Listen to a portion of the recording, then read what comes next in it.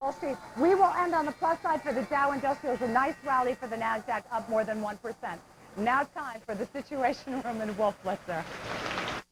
Thanks very much, Susan. And to our viewers, you're in the Situation Room where new pictures and information are arriving all the time. Standing by, CNN reporters across the United States and around the world to bring you today's top stories happening now. The power shift in Congress is complete. The anticipation for action grows. Will the new Democratic leaders make good on their promises, or will they fall into the old ways of stalemate and sniping? This hour, we'll bring you all the historic images of this day on Capitol Hill, and we'll read between the lines of the Democrats' jam-packed agenda. Is there something missing from their to-do list in the first 100 hours? The White House isn't letting Democrats grab necessarily all the attention. Some striking new developments happening today involving the comings and goings of two top officials and the war in Iraq. I'm Wolf Blitzer. You're in the Situation Room.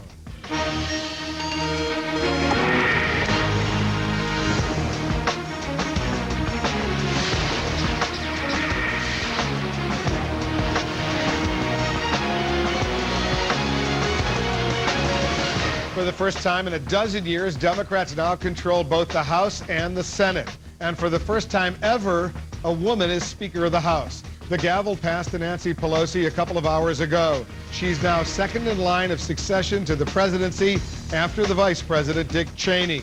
Now that they've been sworn in, members of the 110th Congress have their work cut out for them. Their first order of business in the House, reforming ethics rules. On Tuesday, House Democrats launched their big first 100 hours agenda, pushing ahead with many more of their legislative priorities. In the typically slower-moving Senate, Democrat Harry Reid now is the majority leader. He now holds the distinction of being the highest-ranking Mormon in the U.S. government. Reid tried to open this momentous day on a bipartisan note. He invited senators of both parties to a rare closed-door conference in the old Senate chamber. Our congressional correspondent Dana Bash has been following all of the action on Capitol Hill. She's joining us now live with more. Dana?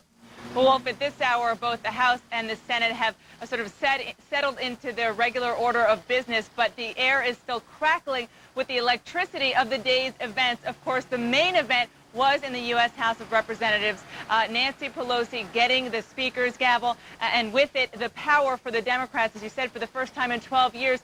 And before she did anything, she took a moment to relish in her own history.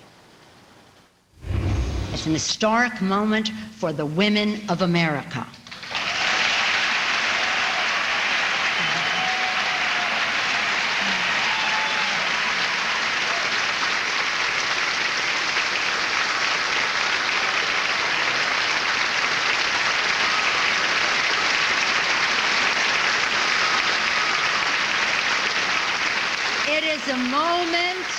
It is a moment for which we have waited over 200 years. For our daughters and our granddaughters, today we have broken the marble ceiling. Now, Nancy Pelosi made a point after she took the gavel to say that she did it in the spirit of partnership and not partisanship, but she also wasted no time in hitting the president on the issue that she has said many times really brought her and her fellow Democrats into power. The election of 2006 was a call to change, not merely to change the control of Congress, but for a new direction for our country. Nowhere were the American people more clear about the need for a new direction than in the war in Iraq.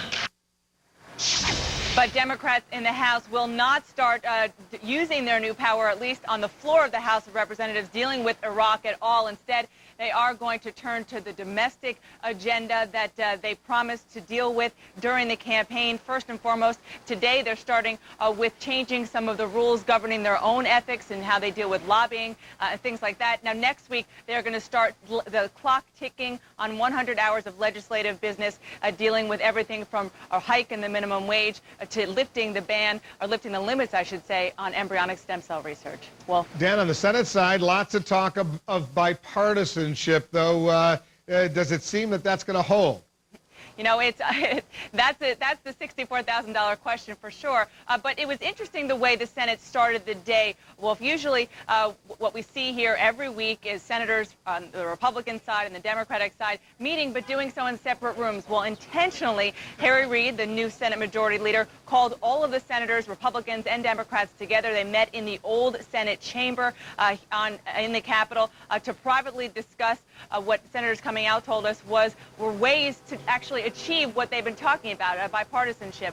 And then we actually saw another picture, which we had not seen here in a long time, the Majority Leader, Harry Reid, and the new Minority Leader, Mitch McConnell, coming out and talking to reporters side by side and then going to the floor saying that they have to work together. For Harry Reid, Wolf, it is really a necessity. Unlike the House, where they can make rules that they can really stick by and help pass their agenda, the Senate, it's nothing like that, and it is, of course, razor thin. They have a majority by just one vote, so Harry Reid needs to actually stick by the words he's talking about, which is try to work with Republicans. Two very different legislative bodies indeed, with lots of different rules. Dana, thanks very much.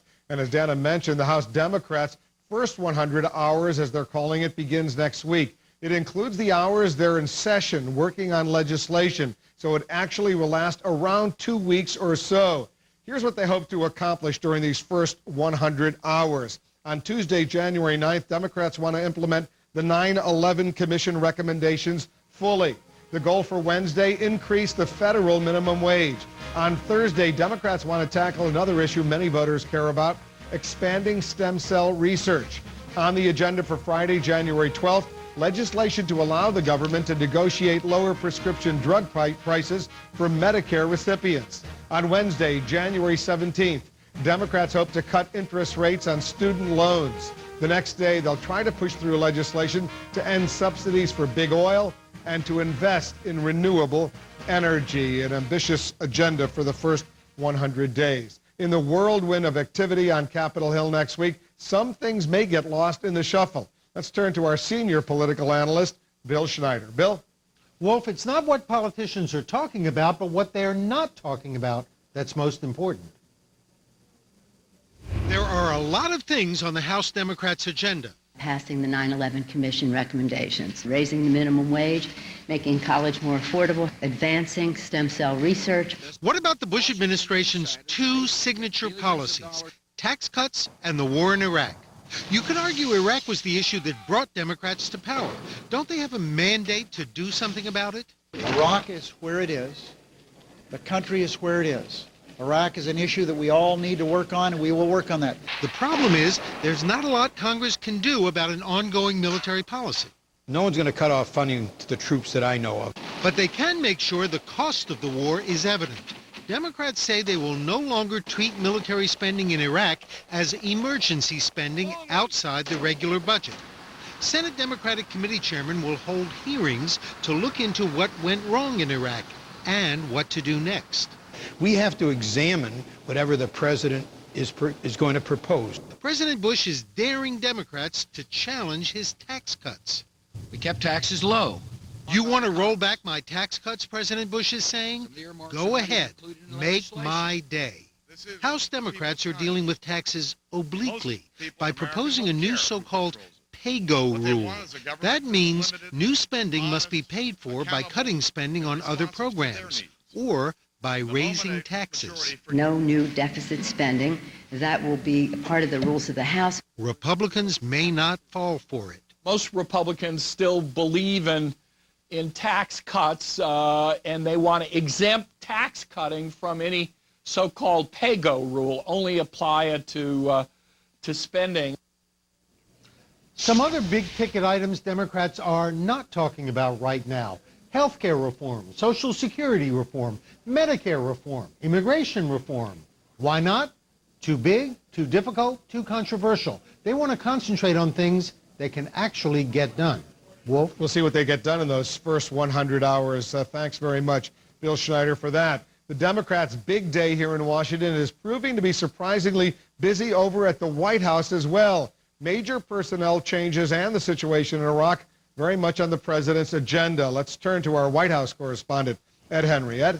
Wolf, all kinds of shuffling here. The White House will not officially confirm it yet, but a senior U.S. official says the president will nominate Zalmay Khalilzad, he'll be nominated as the U.S. ambassador to the United Nations. He'll be replaced by Ryan Crocker. He's been the U.S. ambassador to Pakistan. Now he'll go over and be U.S. ambassador to Iraq. What the White House will confirm is that John Negroponte will be leaving as Director of National Intelligence. He's moving over to be number 2 at the State Department to Secretary Condoleezza Rice. Already that being met with some static. He's going to be replaced by the retired Vice Admiral Mike McConnell.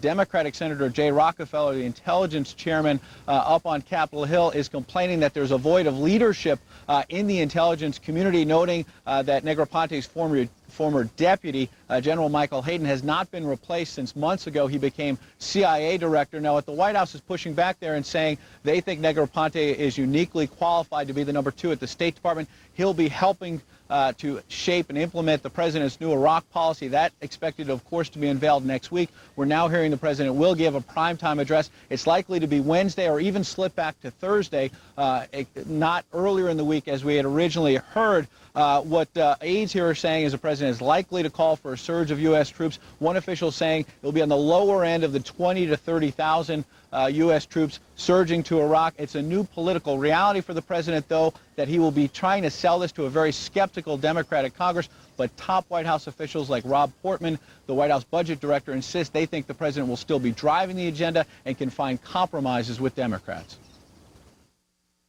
The president's more on offense than on defense. He has strong views of his own. He wants to be proactive, wants to be involved, not just on the international issues, clearly the war in Iraq and the war against terrorism, but also on the domestic front. So you'll continue to see a president who's very engaged. Now, that engagement today included a secure video conference between the president and the Iraqi Prime Minister Nouri al-Maliki. We're told it was supposed to last only an hour, but it lasted an hour and 45 minutes. An idea gives you of just how much of a heavy agenda the president has on Iraq. And next hour, he's going to be meeting here at the White House with the German Chancellor, Angela Merkel. Wolf? And there's another major personnel change at the White House that's happening, the president losing his counsel.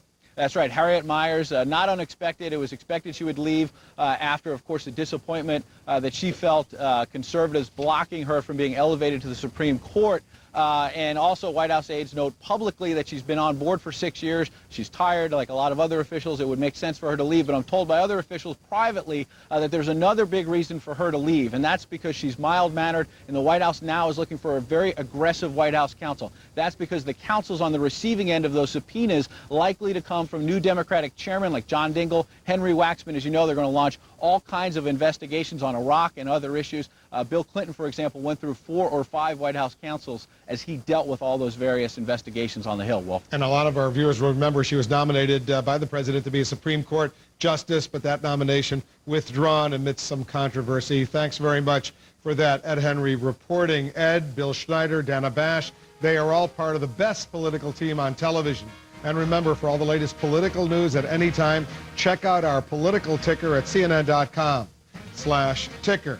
Jack Cafferty, also part of that excellent political team. He's joining us with the Cafferty File. Jack. Thank you, Wolf. Well, another day, another outrage. President Bush is now claiming that he can open our mail without a warrant. We'll have more on that in the next hour. Next week, he's expected to announce an escalation of the war in Iraq. Tens of thousands of additional U.S. troops being sent into harm's way. The administration says it needs another $170 billion this fiscal year to continue to fund the wars in Iraq and Afghanistan. But the Democrats are focused on raising the minimum wage. That's fine, I guess. They've already said they won't impeach President Bush. They've already said they won't cut funding for the war. And several Democrats are hedging on the issue of independent ethics oversight of Congress. Gee, we don't need that, do we? Senator Barack Obama suggests in an op-ed piece in the Washington Post today, and he's absolutely right, that if you don't have someone to enforce ethics reform, enforce it, nothing's going to change. The voters want something meaningful done. It's one thing to talk the talk leading up to the elections. But now that they've won, it's time for the Democrats to walk the walk. And there are some early signs they may be coming down with leg cramps. This country's being ripped apart by an ill-advised war that's failing and an executive branch that's run amok. If the Democratic Party refuses to confront this administration in a meaningful way on the issues that are threatening the very survival of our nation, then they're no better than the people committing these crimes. So here's the question.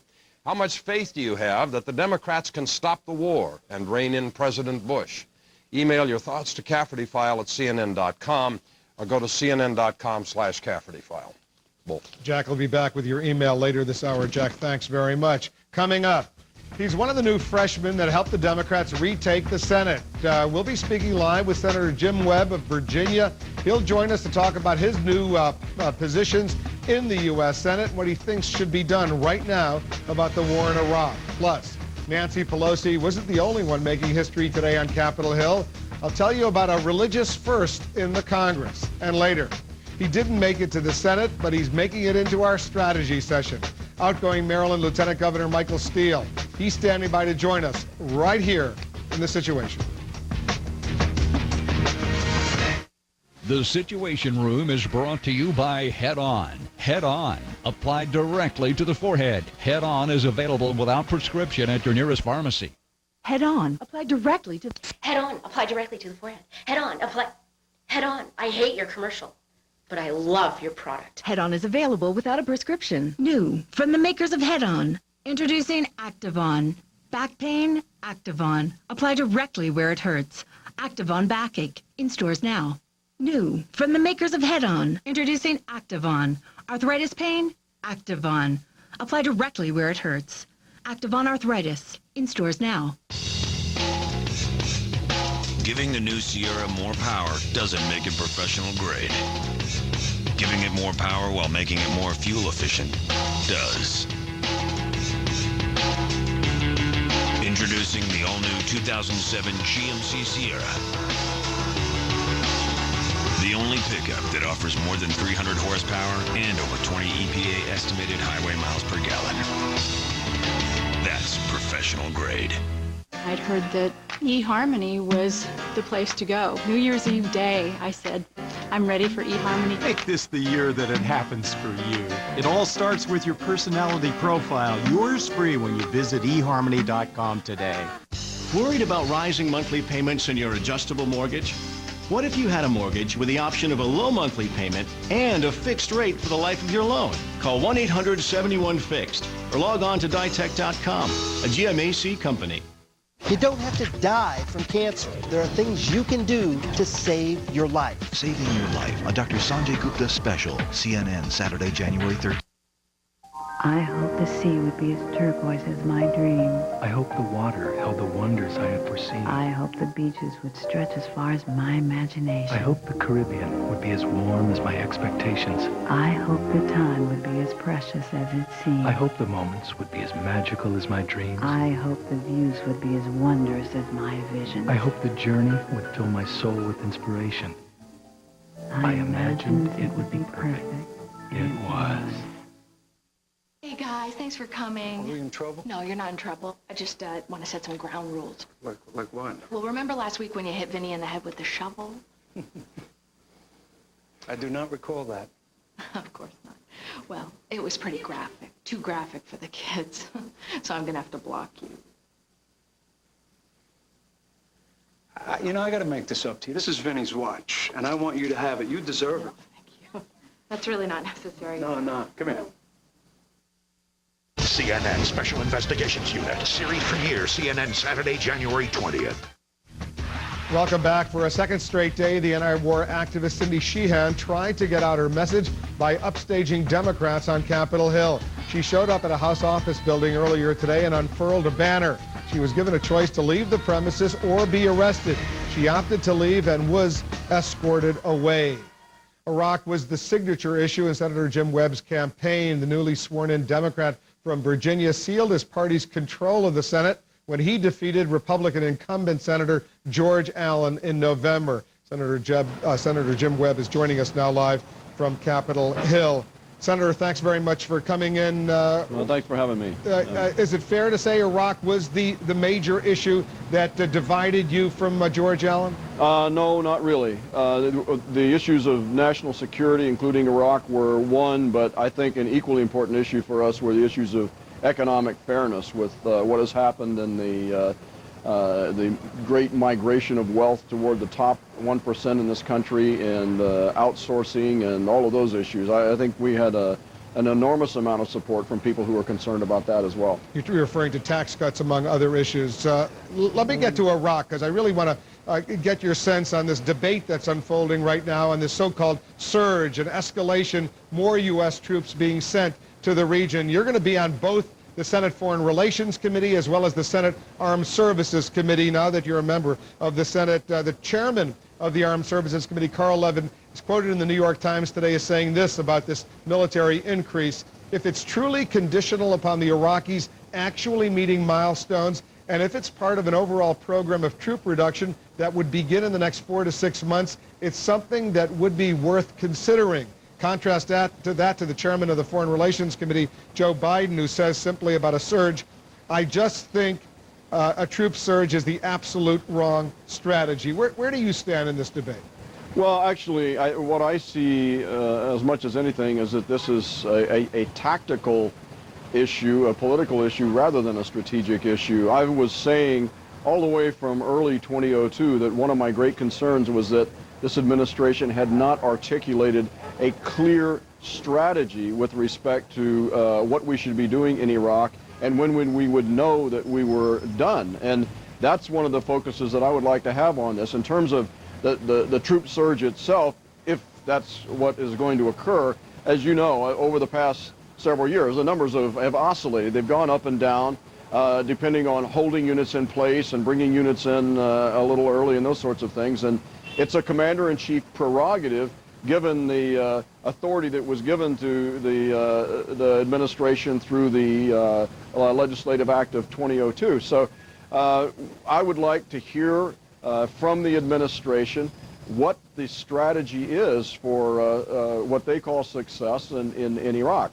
So it sounds to me like you're closer to Carl Levin. At least right now you have an open mind. You want to hear what the president has to say, and if it makes sense, you'll go along with it. Well, what I really would like to focus on, and in the part that I'm able to play in these hearings, is the articulation of a clear set of goals with an endpoint. I mean, you don't have a strategy if you cannot clearly articulate the endpoint of your strategy. That's been the frustration all along. And so we find ourselves in these arguments about whether putting 20 or 30,000 more troops in and holding them longer is going to affect the overall solution in Iraq. We do know one thing, and that is that they're going to, if this is what occurs, they're going to affect the strain on the ground forces in the Army and the Marine Corps, and possibly some of the troop rotations. We know that. But what I want to be able to focus on is trying to get a clear statement of what we're going to do and how we're going to end it. And in that respect, I'm probably closer to what Senator Levin was quoted as saying than Senator Biden. But we want to really have a good discussion, and we're getting a little ahead of ourselves, I think. If the president disappoints you,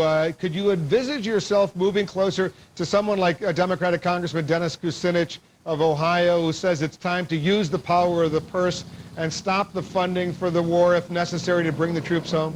I lived through Vietnam. I lived through it as a Marine, and I know that those sorts of approaches, while they seem attractive on one level, are really not that realistic. What we want to do, what I was talking with a number of senators today, is to try to get some of these so-called emergency legislation packages back into the committee process so that the committees can actually play. What about the execution of Saddam Hussein? We all saw that cell phone video. It was not the way these executions are supposed to unfold. What does this say about the situation in Iraq from your perspective? Well, I'm a little disappointed that we did not exert more influence on the Iraqi government with respect to the execution of Saddam Hussein. We've got a lot of people at risk inside Iraq in terms of accentuating the emotions that are in play there. But in a larger sense, what we really need to do is to get into the arena where we can talk about a strategy, talk about the pluses and the minuses of the Baker-Hamilton Commission, and work toward a solution that on the one hand will allow us to remove our combat troops, but on the other will increase the stability of the region, allow us to continue to fight against international terrorism, and allow us as a nation to address our strategic interests around the world. And this is one of the drawbacks that we've had with so many troops having been put into this constant rotational basis inside one country when we have a war against international terrorism that's global.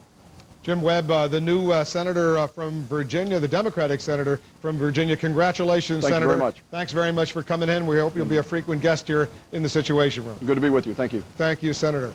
And snapshots from today's power shift in Congress. Minnesota Democrat Keith Ellison now is the first Muslim to ever serve in the Congress. In a move drawing some controversy, Ellison was sworn in on a Quran. That particular copy of the Muslim holy book was once owned by Thomas Jefferson. We'll have a full report on that historic moment. That's coming up in our 7 p.m. Eastern hour.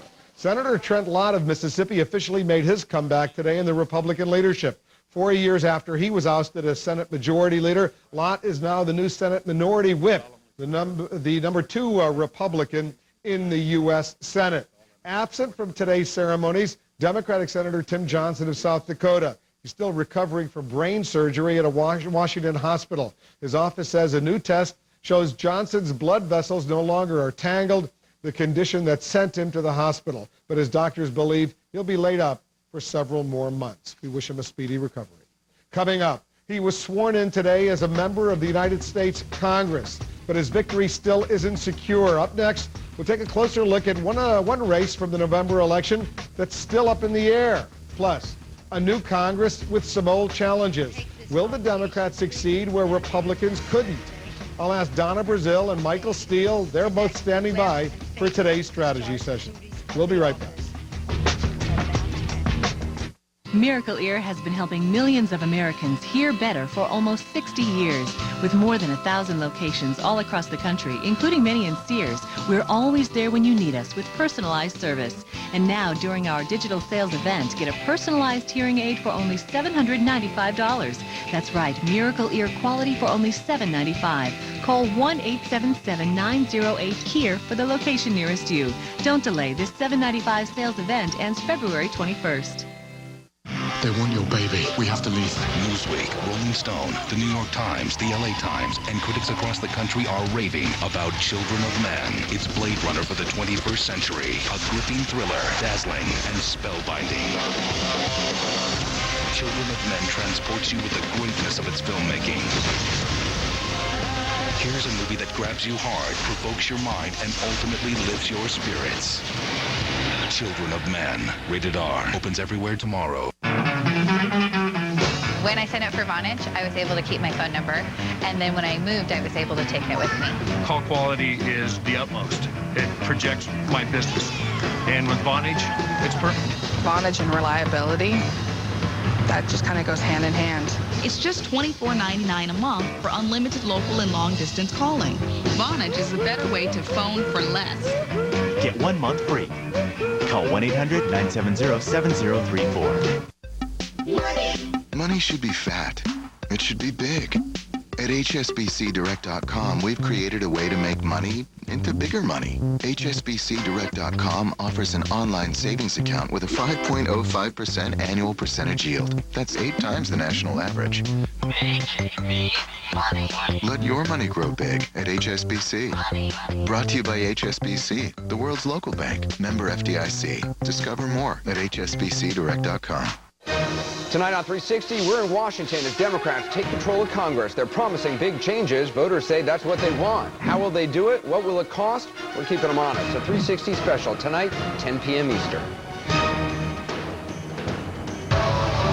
Don't wait an hour for morning news. At 6 a.m., CNN has the only national newscast with everything you expect by 7. With Soledad O'Brien and Miles O'Brien. 6 a.m., CNN American Morning. Tomorrow. To our viewers, you're in the Situation Room where new pictures and information are arriving all the time. Happening now. Washington, as we've known it for the past 12 years, has been turned upside down. Democrats Nancy Pelosi and Harry Reid now are in charge of the House and the Senate. The first woman to serve as House Speaker is already trying to push through some top priorities, including a change in ethics rules. Administration officials say National Intelligence Director John Negroponte will resign his post to become Deputy Secretary of State. The president reportedly reached out to Negroponte to make the job switch to boost diplomatic efforts in Iraq. Retired U.S. Admiral Mike McConnell is expected to be nominated to replace Negroponte. Other personnel changes. Harriet Miers has resigned as the White House counsel. She once was the president's choice for a seat on the U.S. Supreme Court, but she pulled her name amid some controversy. And the U.S. ambassador to Iraq, Zalmay Khalilzad, is expected to be nominated as the next U.S. ambassador to the United Nations, replacing John Bolton. I'm Wolf Blitzer. You're in the Situation Room.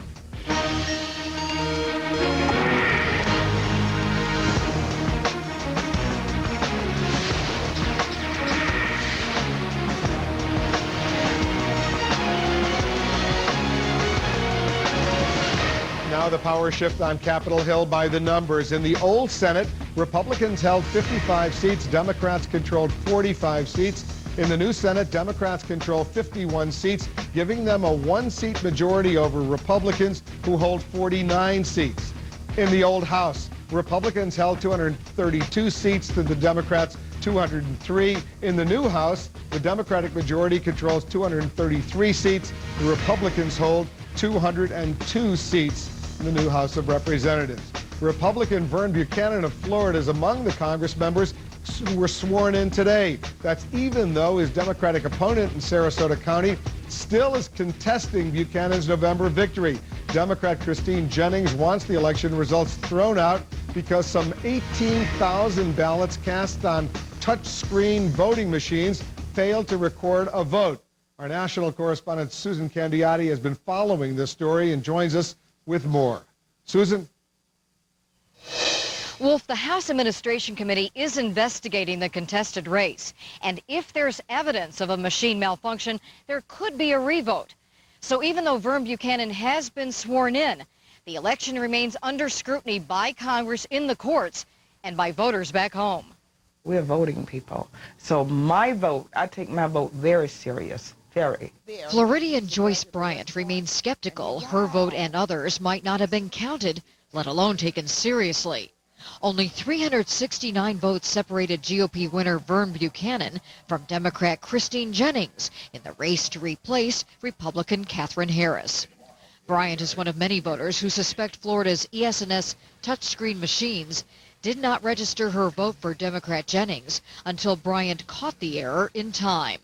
She wonders whether others, especially older voters, were as observant as she was. When I got to the review page, it wasn't there. I corrected it. It was counted for. But look at all the other people that did not get that far. And you have a lot of people that are very afraid of machines. Republican Vern Buchanan is the newly sworn certified winner.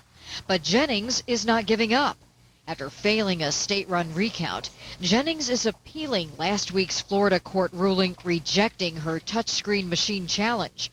At issue, why 18,000 electronic ballots in Sarasota County did not record a vote in that race. I believe that Congress will deal with this. I believe they have to deal with this. Voter confidence is one of the most important things in this country. Congressman Buchanan says it's time for Jennings to move on. I plan on going to work for the people, and I think the machines work, and we won the vote, and it's sour grapes. Sour grapes or not, next election things should be different in Sarasota County. In November, voters there decided to get rid of those electronic touchscreen machines in favor of optical scanners, where you fill in a ballot by hand.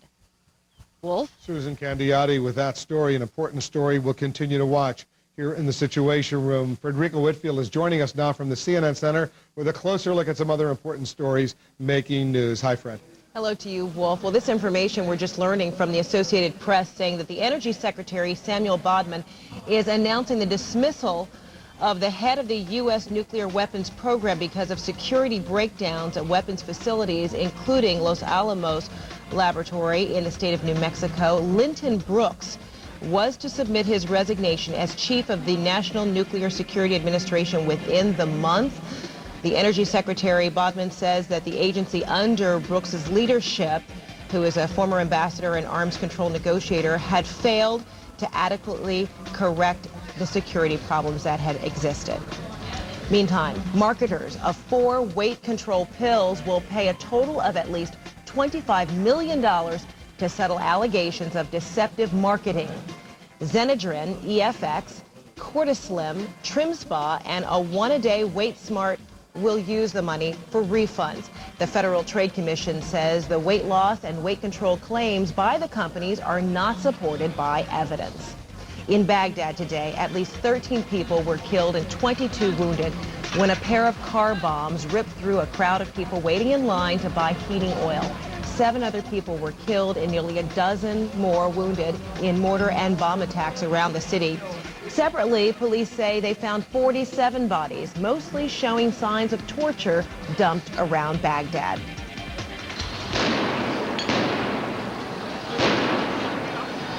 And just hours ago, 4 Palestinians were killed by Israeli troops in Ramallah. One Israeli official says the troops were involved in a botched raid and encountered more resistance than expected. He says a wanted Palestinian who was the target of the operation was not captured.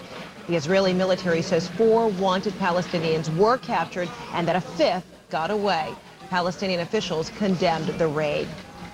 And the leaders of Israel and Egypt held talks on the stalled peace process today, but no breakthroughs are being reported. Israeli Prime Minister Ehud Olmert and Egyptian President Hosni Mubarak held a joint news conference just a short time ago. Mubarak urged Israel to hold talks with Syria and to pursue peace with the Palestinians despite the rise of the militant Hamas. Olmert says Israel is willing to meet with some Palestinian leaders but rejected any dealings with Hamas. Wolf? Thanks, Fred. It's been quite a while since Olmert and Mubarak have met. At least they're meeting, at least they're talking. Thanks very much for that. Up ahead, the new Senate Majority Leader Harry Reid. He's promising to reach across the aisle to Republicans. But will the 110th Congress see unity or party line division? Democratic strategist Donna Brazil and the outgoing Maryland Lieutenant Governor Michael Steele, they're standing by live to join us in today's strategy session. And now that the Democrats are in the majority, what do they plan to do about the war in Iraq? I'll speak with Pennsylvania Congressman John Murtha. All that's coming up right here in The Situation.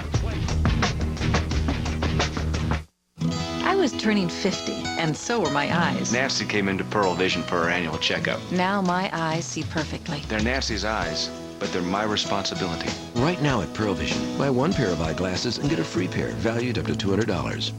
Here's a radically simple suggestion from eLoan. Spend too much money spreading the holiday cheer? Consolidate your debt with a home equity loan and pay one low monthly rate. Just call 1-800-TRY-ELOAN or go to eLoan.com. eLoan. Radically simple.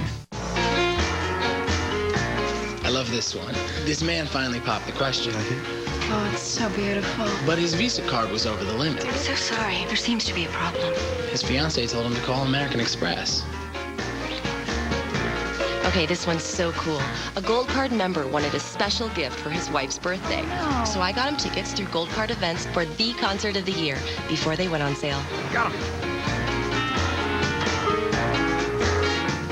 Call 1-800-THE-CARD for the Preferred Rewards Gold Card. This was quite romantic. Card member calls up, wants to take her husband to this really authentic Italian restaurant. I say, it's easy with our rewards program. Go online, pick almost any flight, you can pay with points, and go. Tiramisu. Italian food in Italy. Bellissimo. Get up to 5 additional Preferred Rewards Gold Cards for one low fee. Call 1-800-THE-CARD and apply for the card that can get you more. This is the AARP Medicare Supplement Insurance Plan card. You know what's great about this card? Wherever you go, nationwide, your coverage travels with you. And that's just one of the many reasons you need the card you can trust. Because with AARP Medicare Supplement Insurance Plans, you can apply year-round, talk with personal health insurance advisors, and so much more. If you're turning 65 or older, or you've already enrolled in a Medicare supplement plan, call for this free information kit and Medicare guide. These are the only Medicare supplement insurance plans exclusively endorsed by AARP. These plans, insured by United Healthcare Insurance Company, help cover some of your medical expenses not covered by Medicare alone. This could save you thousands of dollars. Want your choice of doctors or hospitals, virtually no claim forms, and no referrals needed to see a specialist? Call for your free kit. Yep, this is one great card. Special Investigations Unit. The whole story revealed. No compromise, no limits. Get ready. CNN Special Investigations Unit. Series premiere. Saturday, January 20th only on CNN. Welcome back. The 110th Congress is just 4.5 hours old, and Democrats and Republicans are pledging bipartisanship. But how long will this honeymoon last?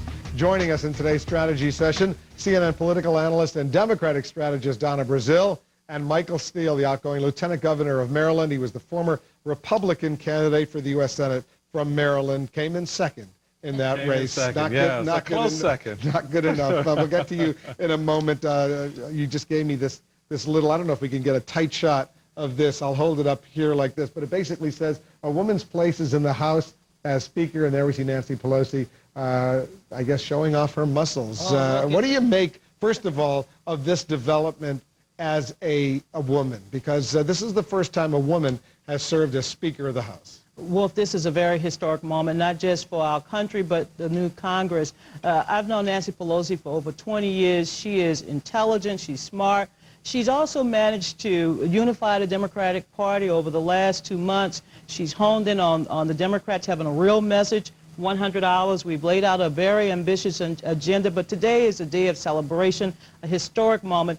Clearly, as a woman, she's shattered the glass ceiling. She's now in line for the presidency, and we're very excited. And we saw Nancy Pelosi today, and we all know her. She's tough. She's a good politician. But there was a softer side. We also saw she's a mother, a grandmother. We saw all of her little grandchildren there. She was holding her newest grandchild, a little boy, Paul, a softer side of Nancy Pelosi as well. Yeah, and that's a good thing. I mean, it shows, I think, the multifaceted nature of today's politics, particularly as women take more prominent roles, that they can do it all, and they should be allowed to do it all. And my hat's off to the Democrat leadership and certainly to the Congress for this wonderful kickoff. We were talking earlier about how long this honeymoon is going to last. I give it 101 hours because the reality of America sets in.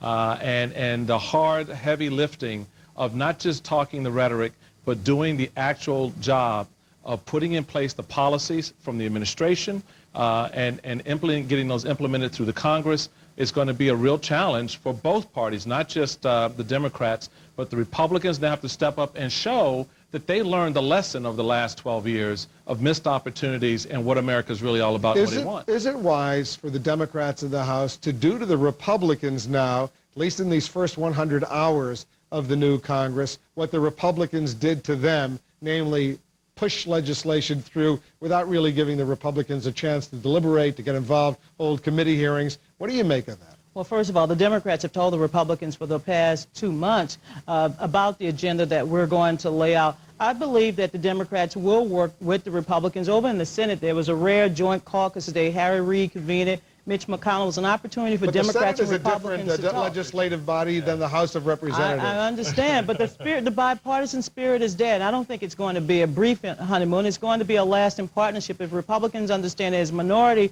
they must work with the majority to ensure that this legislation is able to get through the process. The Democrats have a 40-year history prior to the recent 12 of laying down the markers and making very clear who controls the House of Representatives, as they did for 40 years before 1994. So the challenge is going to be there not to revert to old ways, but to take this new mindset, this new opportunity for both parties to create a new dynamic, because America is watching. And they're watching, especially, Donna, on the issue of Iraq right now, because we're all bracing. Next week, the president is going to make his major Iraq war strategy address, presumably going to announce he's sending more troops over to Iraq, although a lot of Americans would like to see the troops start coming home. The Democrats themselves could be divided on this. I don't think so. I think the Republicans will have a hard time supporting an escalation of the troops without a real strategy to bring our troops home. Look, Democrats have said from day one since the election, they will hold the Republicans accountable. They will hold this president accountable. He cannot just lay out his strategy without involving Democrats to get their insights and analysis. But they themselves, the Democrats, are now also being held accountable because they have the leadership controls and reins of power, and how they use that, how they hold committee hearings, how they hold the administration's foot to the fire, how they themselves, under the leadership of Nancy Pelosi, the real power they have, the real power they have is the power of the purse, which they say they're not going to use to withhold funding for U.S. troops in Iraq. And that's going to be a moment of division within the Democratic caucus, because there are some Democrats, certainly outside of the caucus, that will put pressure on those members to do just that. And there are some within the caucus. Dennis Kucinich is running for president right now, the congressman from Cleveland, Ohio, who says, you know what, there's a way to start bringing these troops home, just don't appropriate more funds for that whole operation. But the president is the architect of this war strategy up to this moment. It's important that he come up with a strategy and give Democrats an opportunity to look at the strategy. Look, the days of just, ramrodding issues, down the throats of Congress is over. And I think the president must bring Pelosi, bring Reid over, bring Ike Skelton, the new incoming chair of Armed Services, Carl Levin, and many others, bring them over. Otherwise, Democrats will hold hearings and keep this president accountable. Wrap it up. I was just going to say, the reality of it is both have to come to the table, but ultimately it is going to come down to a vote, whether you're going to put the dollars on the table or not, and that's going to be an interesting challenge, beginning with the president's speech in about a week. And the most of the pressure right now is on the president himself to come up with a strategy. We'll see what he does in the coming days. Guys, thanks very much. Donna Brazil, Michael Steele, good discussion. Enjoy your button. Yeah. Thank you. I got one. Up next, an unmistakable trio on the Senate floor. That would be Bill and Hillary Clinton and Dick Cheney. It's all part of an incredible and historic day here in Washington. History also being made outside the nation's capital. I'll explain in today's Political Radar. Stay with us. You're in the Situation Room.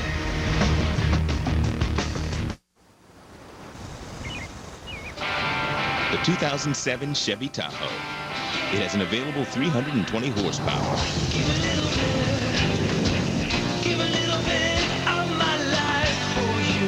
With the best fuel efficiency in its class. Tahoe, the power to give something back.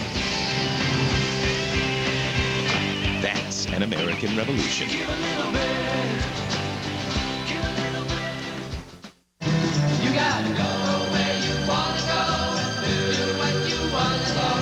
Introducing the breakthrough in joint pain relief. New Move Free Advanced, with the formula clinically shown to be 2 times more effective than glucosamine and chondroitin alone. Uniflex protects, joint fluid replenishes, and glucosamine and chondroitin help rebuild your joints. New Move Free Advanced, joint pain relief 2 times more effective than glucosamine and chondroitin alone. Here's what people are saying about OsteoBiflex, the #1 doctor-recommended joint care brand. I'm 77 years old, and I work as a waitress, and if it weren't for OsteoBiflex, I just couldn't do it. My doctor recommended I take OsteoBiflex, and it's great. It really works for me. I'm amazed at the results I've seen from my patients taking OsteoBiflex. It works by helping to lubricate the joint, and it helps to maintain the cartilage. OsteoBiflex has given me mobility. I wasn't getting that crunching, grinding sound in my joints. Not only did it stop the discomfort and the stiffness, but it gave me full mobility again. The glucosamine and chondroitin, as found in OsteoBiflex, actually lubricates and cushions your joints to provide free movement, mobility, and comfort. OsteoBiflex has given me a whole new life. For a $3 off coupon and more information on OsteoBiflex, go to osteobiflex.com right now. OsteoBiflex is available wherever quality vitamins and supplements are sold. Dish Network subscribers, stand up and object. Court TV has been dropped. You've lost the only network that covers the daily live courtroom drama. The only network of today's biggest trials. This is our expertise. And the primetime destination for exciting crime and justice entertainment. This sounds like a very personal attack. Dish Network subscribers, don't stand for this injustice. Get Court TV by calling 1-800-710-1922. On our Political Radar, check out this picture. It's worth 1,000 words. Senator and Democratic presidential prospect Hillary Rodham Clinton got sworn in for a second term today by the Vice President, Dick Cheney. At her side, her husband, the former president, Bill Clinton. Hillary Clinton's would-be White House rival, Democratic Senator Barack Obama, enjoyed a first-time honor in the Senate today. He made his debut presiding over the Senate, a recognition perhaps of his growing influence and star power. Barack Obama continues to mull a possible presidential bid. A noteworthy salute today to a congressman under investigation in a corruption probe. Democrat William Jefferson of Louisiana was given a standing ovation by the Congressional Black Caucus. The new House Speaker, Nancy Pelosi, led a charge to remove Jefferson from the powerful House Ways and Means Committee to make a statement about the Democrats' commitment to ethics reform. Another vivid sign of the power shift in the Congress. The new chairman of the Ways and Means Committee, Congressman Charlie Rangel of New York, now has a piece of prime real estate, a Capitol Hill office previously used by Vice President Dick Cheney. And some stars came out on Capitol Hill today to see Nancy Pelosi take the helm in the House. Singers Tony Bennett and Carole King and the actor Richard Gere were spotted in the audience. They're taking part in a big party and concert here in Washington tonight honoring Nancy Pelosi. Also today, a power shift in Massachusetts. The inauguration of the state's first African-American governor, the Democrat Deval Patrick. He's only the second African-American elected governor in U.S. history.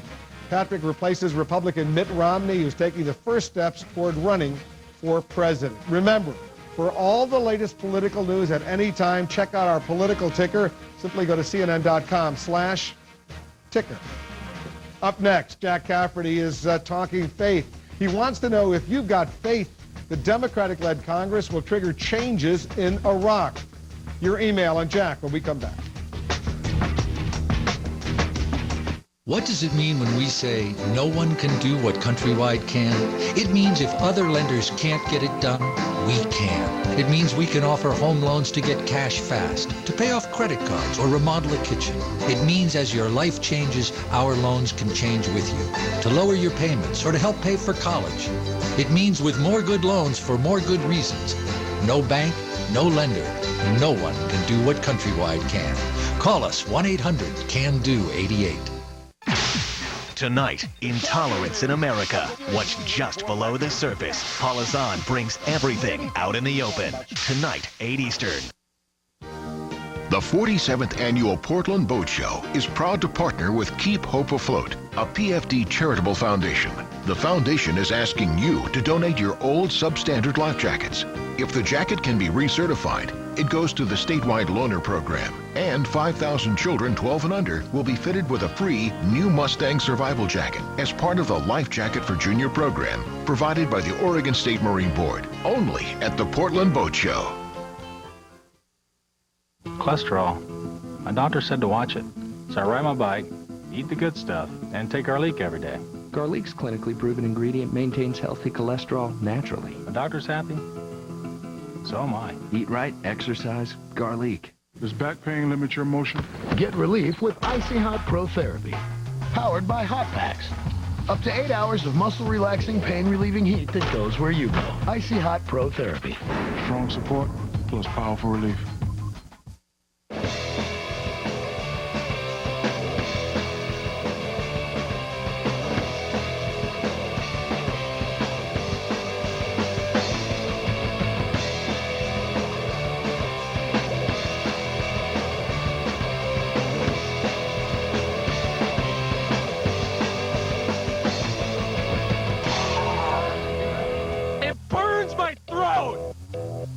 I'm kidding, of course.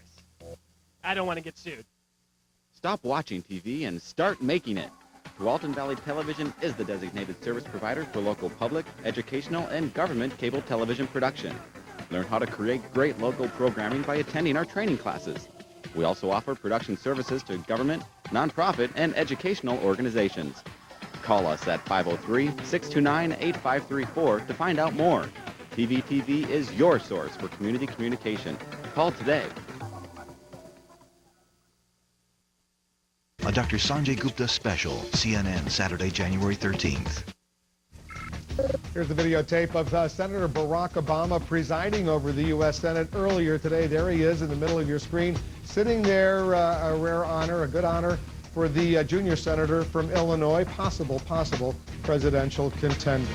Jack Cafferty is joining us now with the Cafferty File. Jack? Second time's a charm. Thanks, Wolf. The question this hour is, how much faith do you have the Democrats can stop the war and rein in President Bush? The president's now decided it's okay if he reads my mail and yours without a warrant. We'll have more on that in the next hour. Here's the email we got on the question, though. Josh in Ohio writes, I believe the Democrats can rein in President Bush because we voted them in to do just that. The Democrats have to end the madness that George W. Bush has created and bring this war in Iraq to a speedy conclusion. They should use every option available, including impeachment. Ron, in San Francisco, unless the investigations they've talked about show it to be more screwed up than reported, I just don't see it. It takes a spine to stop something this repugnant, and I don't think they have one. This from someone who voted solidly Democratic. Sharon in Chicago, Jack, I've written all my congressmen, putting them on notice that whether or not they earn my vote the next time they are up for election depends solely on whether they vote to stop funding the war in Iraq. If all Americans who are against the war will do the same, I have faith that they'll stop funding the war. Carol in Oneonta, Alabama, gee whiz, Jack, the Dems were sworn in an hour ago. Could we give them a week or two before we start speculating about their failure? Carol in Pensacola writes, I don't know who will save us from the actions of this tyrant and his cronies, but I believe it's very unlikely it'll be the Democratic Party who will come to our rescue. Perhaps when jellyfish become vertebrates, so then will the Democrats. And Dennis wrote from Bloomington, Indiana, hey, Jack, they changed my meds and I'm back. Happy New Year. Glad Dennis is feeling better. I didn't know there was an Oneonta in Florida. I knew there was one in New York, but it's good to... I learned a lot of geography from our emailers out there, Jack. That's why we do it. Thank you very much. Enlighten you on the geographical issues. Jack Cafferty with the Cafferty File. Coming up, they're not the majority party on Capitol Hill anymore, so how do the Republicans plan to keep their agenda in the forefront? I'll speak live with Arizona Senator Jon Kyl. He's the new chairman of the Senate Republican Conference. Stay with us. You're in the Situation Room. I'm here to talk about the Sprint network. Assisting me is Henry Alshman, attorney. Sprint has the largest voice calling area and the largest mobile broadband network. No one has a more powerful network. It even protects us from meteors. Well, that's the word on the street. Switch to the Sprint Power Network. Buy one Katana, get one free. Sprint. Power up. Are your earlobes sagging and stretched, making it impossible to wear pierced earrings? Are your pierced holes enlarged or torn? Then you need new ear lifts by Telebrand, the invisible support solution for earlobes that will have you go from this to this instantly. Now wear any earring in comfort and with confidence. Go from drooping and sagging to lifted and taut. Damaged, torn earlobes appear flawless. Ear lifts are discs made of a medical-grade, skin-friendly adhesive that takes the earring weight off earring holes so your lobes don't sag and look perfect again. Ear lifts stay on all day long into the night. I love long, fashionable earrings, but I couldn't wear them because of my stretched-out earlobes. Now, with ear lifts, I can wear any pair and look fabulous. The problem with earlobes is really quite common. I would recommend the ear lifts as a good alternative to surgery. Ear lifts even help prevent healthy earlobes from sagging and tearing. Every woman with pierced ears should use them. Get 30 ear lifts for only $20. Order now and we'll cut the price in half to $10. But call right now and we'll double our offer. You get 60 ear lifts for only $10. It gets even better. As a free gift, you'll get the Fast Dry Hair Wrap to keep hair out of the way. A $10 value, yours free. But wait, call now and you'll also get our lighted 5x magnification mirror. Touch-up makeup anytime, any place.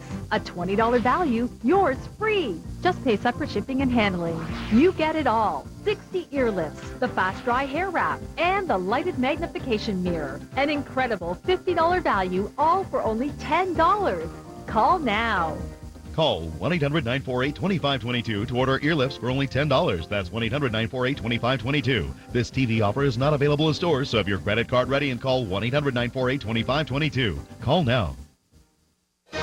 Tonight on 360, we're in Washington as Democrats take control of Congress. They're promising big changes. Voters say that's what they want. How will they do it? What will it cost? We're keeping them honest. A 360 special tonight, 10 p.m. Eastern. Closed captioning hours provided by Nature's Tears Eye Mist Dry Relief. Nature's Tears Eye Mist, the natural way to soothe and moisturize tired, strained, dry eyes. Nature's Tears Eye Mist. Now, doesn't that feel better? Today may be a new beginning for Democrats on Capitol Hill, but could also mean a fresh start for Republicans online. Some of the GOP say they've lost ground to Democrats when it comes to internet outreach and now they're working to try to catch up. Let's check in with our internet reporter, Jackie Schechter. Jackie? Well, this here is David All. He's the former communications director for Georgia Republican Congressman Jack Kingston. He helped his former boss set up a popular blog, and now he's leaving the Hill to help other Republicans harness the power of the internet.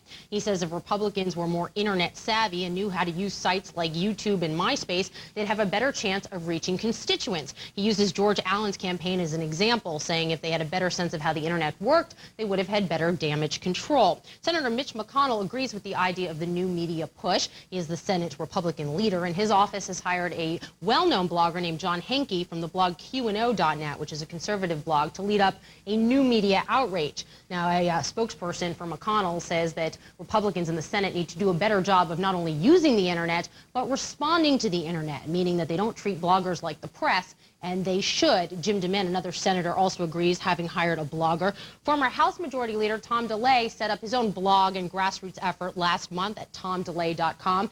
And we're seeing potential presidential candidates set up exploratory committee websites, making fundraising, Wolf, just a click away. Jackie, thanks for that. And to our viewers, you're in the Situation Room, where new pictures and information are arriving all the time. Standing by, CNN reporters across the United States and around the world to bring you today's top stories happening now. It's changed more than 200 years of history. Democrat Nancy Pelosi accepts a gavel, and with that, the power and the praise of becoming the first female ever to become Speaker of the House. It comes as Democrats take over Congress for the first time in a dozen years. Public frustration with the war in Iraq helped hoist Democrats to power, and in Iraq, the death and the devastation are not letting up.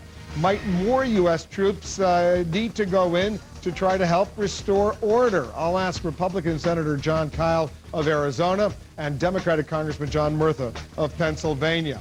And the pursuit of peace is shattered with death. In the West Bank, some Palestinians are dead after an operation that one Israeli official says was, quote, messed up. I'm Wolf Blitzer. You're in the Situation Room.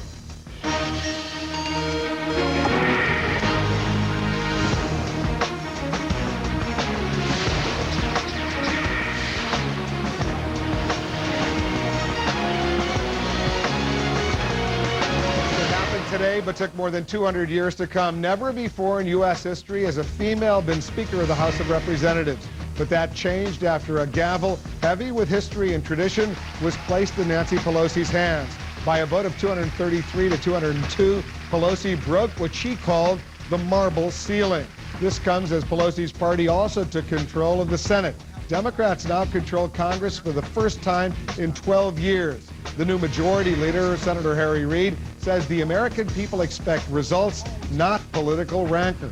Reid's elevation happened at the hands of others, specifically the right hands of the newly elected and re-elected Democrats. They were sworn in today along with new and re-elected Republican senators. Meanwhile, the White House is also making news with some changes announced among top administration officials. We're following all of these developments on this important day for our nation.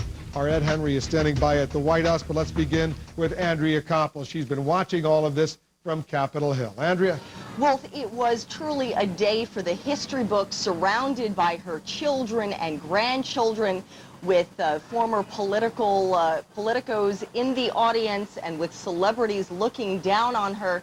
Nancy Pelosi walked into the history books, becoming the highest-ranking elected woman in U.S. history. And she wasted no time putting President Bush on notice on Iraq.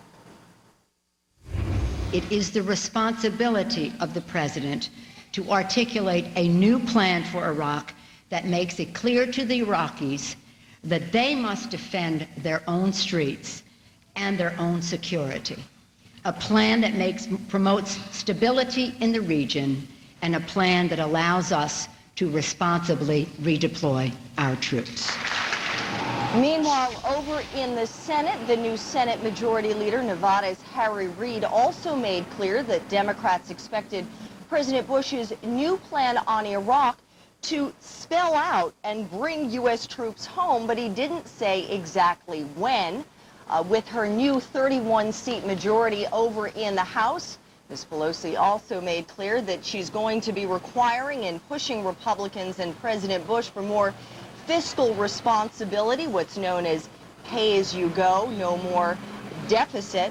And in a conference call with President Bush at the same time, she said that she looked forward working with Mr. Bush. And Wolf, she also wasted no time in getting down to work. No sooner had the pomp and circumstance wrapped up than she gavelled the House to order, and they have launched into, for the next 2 days at least, pushing through another top Democratic priority that was promised out on the campaign trail, and that was to end what they called the culture of corruption and to try to push through immediately changes to House rules that would make it illegal for House members to accept any kind of gifts or any corporate travel. It also is going to look probably tomorrow, Wolf, at getting the more transparency on earmarks or pet favors. Wolf. Thanks very much, Andrea Koppel on the Hill. And we're just getting in that videotape of Nancy Pelosi together with other congressional leaders on a conference call with the president. I want to play the tape right now. Madam Speaker.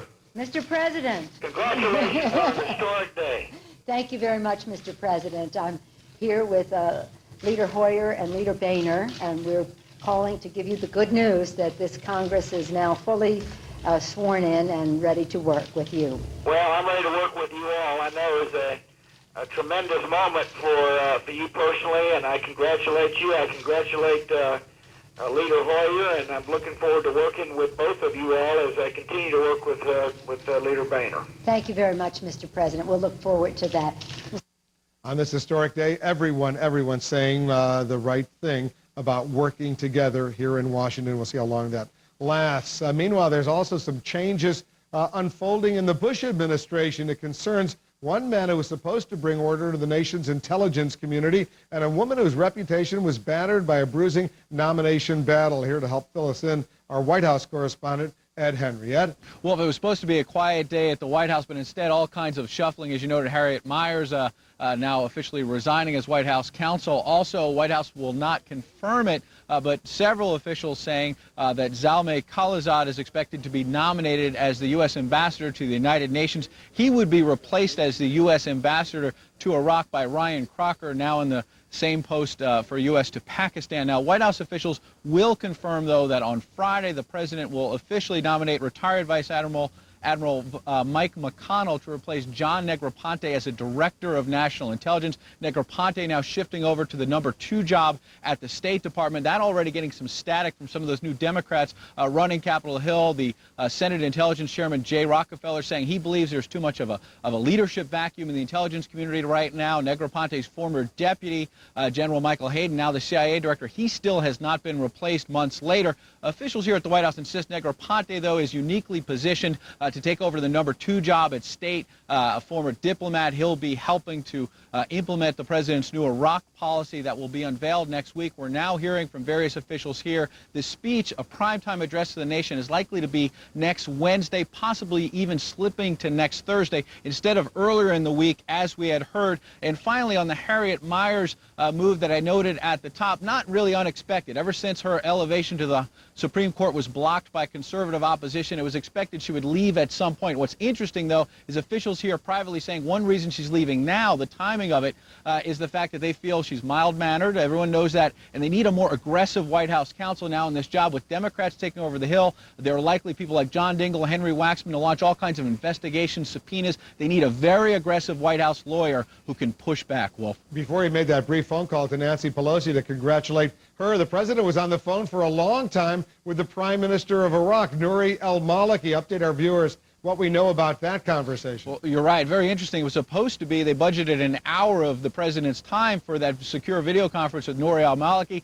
Instead, the meeting, video conference with the Prime Minister went on for an hour and 45 minutes. Gives you an idea of the depth of the back and forth. We're, in fact, told that at one point the President basically ushered everyone else out of the room here at the White House, and it became just the two principals, the President and the Prime Minister, as well as their translators. One possibility there, of course, is that this could be a final round of consultation with the Iraqi prime minister, perhaps the president giving him a heads up about exactly what he's likely to do next week. Officials here still maintain it's likely the president next week will call for a surge of U.S. troops, somewhere to 20 to 30,000 troops. One official telling me today he thinks it's going to likely be on the lower end of that, somewhere in the neighborhood of 20,000 U.S. troops. Wolf. We'll watch it together with you, Ed. Thanks very much. And as Ed mentioned, Mike McConnell, the likely replacement for John Negroponte to head the U.S. intelligence community, held the rank of Vice Admiral while he served in the U.S. Navy. He retired several years ago. Vice Admiral corresponds to that of a three-star general. Michael Hayden, the current CIA director, who would report to Admiral McConnell, is a four-star general. Many of our viewers might remember Mike McConnell during the first Gulf War. He was the intelligence guy over at the Joint Chiefs of Staff. He worked for Defense Secretary Cheney at the time, who was then the Defense Secretary, now the Vice President, also for General Colin Powell, who was the chairman of the Joint Chiefs. He then went on to become the director of the National Security Agency before leaving government service. As a congressional minority, there was little Democrats could do except complain about the Bush administration's policies and the actions to which they objected. But now that they're in charge of Congress, Democrats have the power to hold hearings, and we're expecting quite a few of those hearings. Let's turn to CNN's Brian Todd. He's got some details. Brian?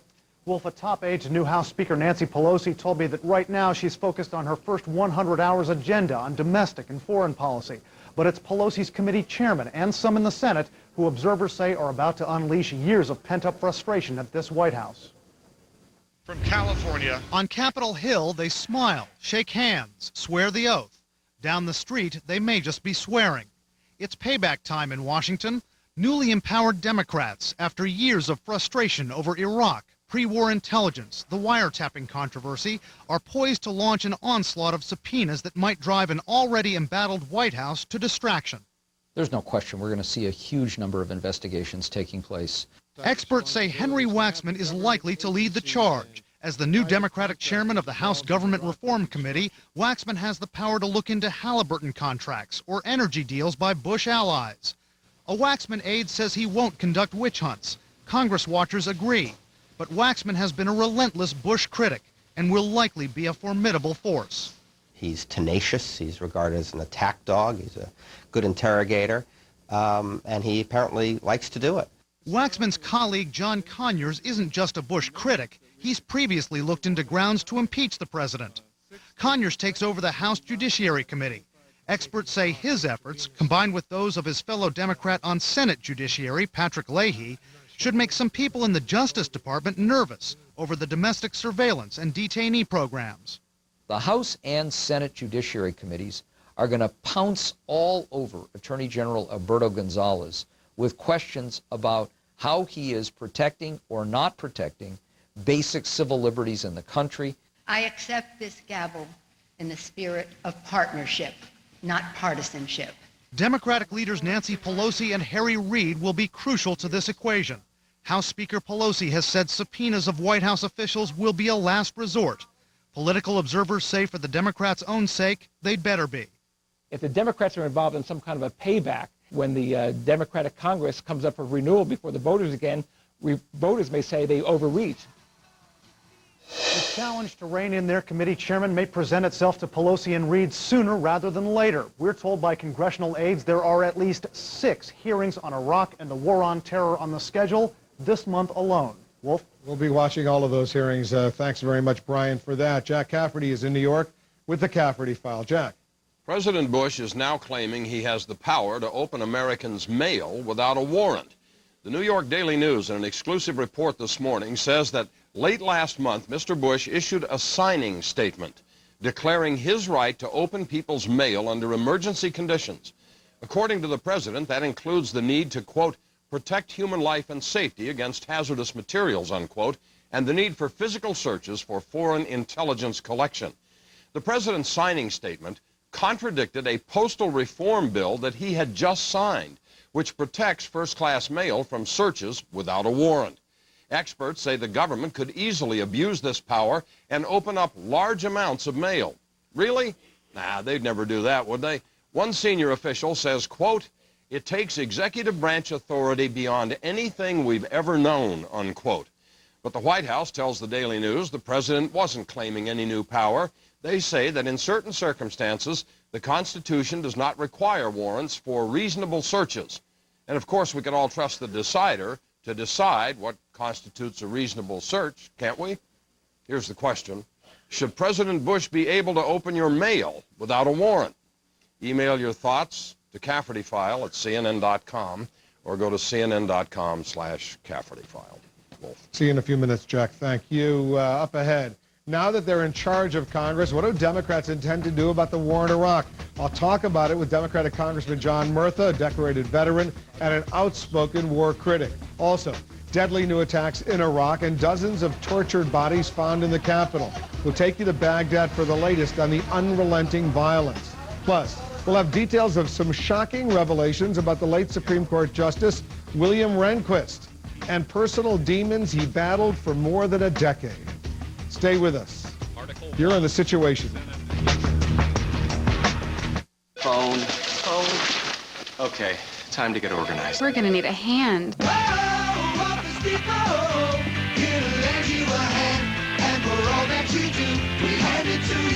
Let Office Depot help with everything from binders, file cabinets, and other organizational solutions to the latest tax preparation products and shredders.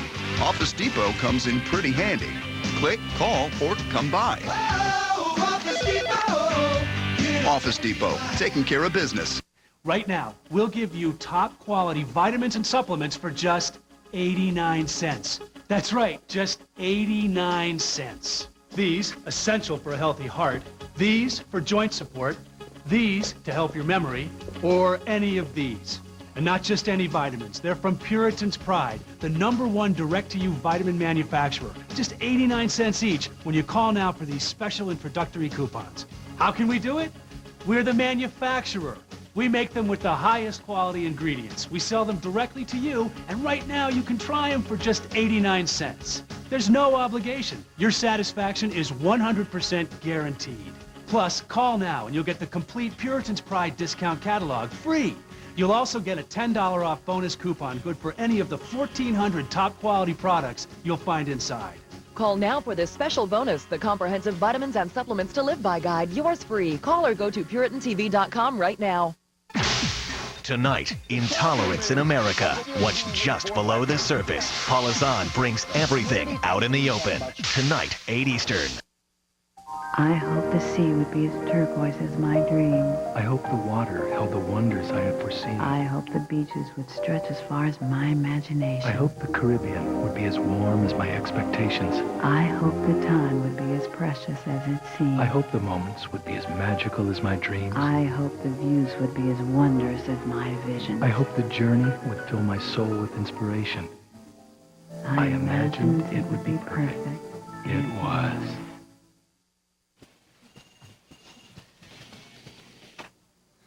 So you were out sick yesterday? Yeah, I had a little throat thing.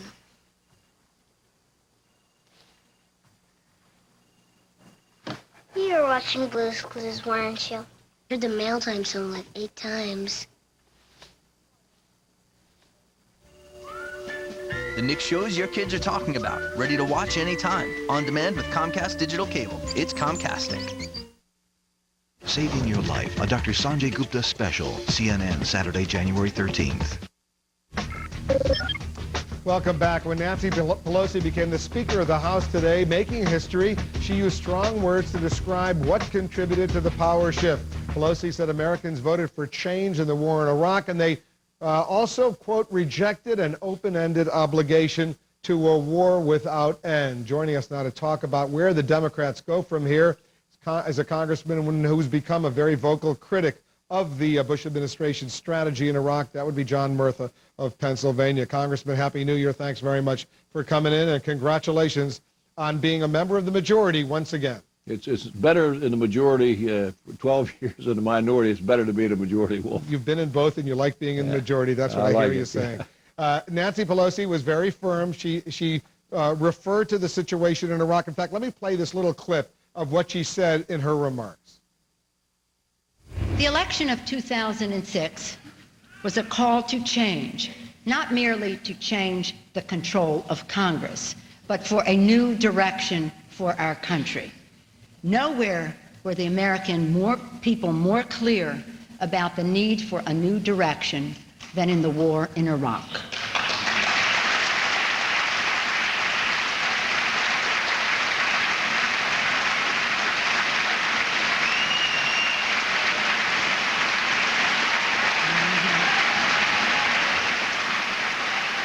All right, Congressman, I assume you were among those standing and applauding as well. So as a Democrat, what do you do now? What can you do to change the direction in Iraq? Because the president's on the verge of announcing he's going to be sending more troops into Iraq.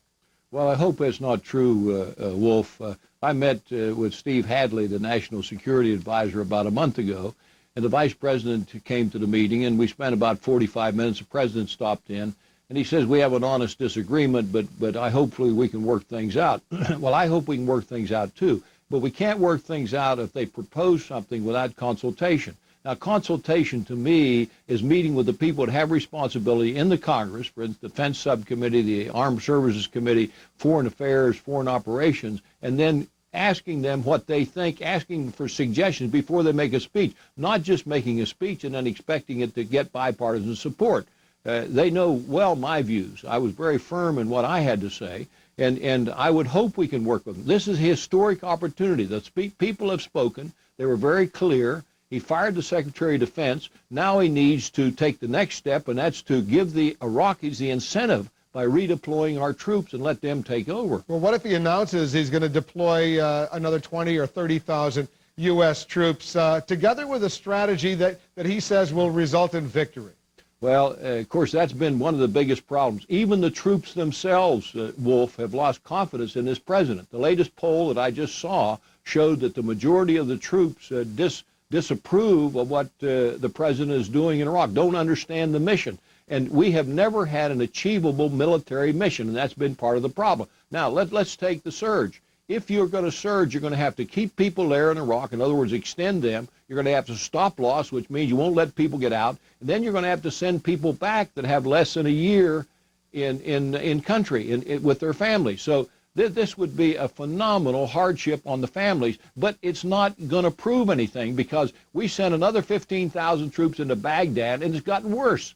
So I haven't seen anything yet that showed me they have an achievable plan, an achievable ability of the military to achieve victory in this campaign in Baghdad. Your Democratic colleague Dennis Kucinich from Ohio, who was running for president, he says, you know what, there's about $70 billion in the pipeline already for the military. Use that, but simply don't appropriate additional funds for U.S. military operations in Iraq, and that's one sure way to get the troops back home. Is he on to something?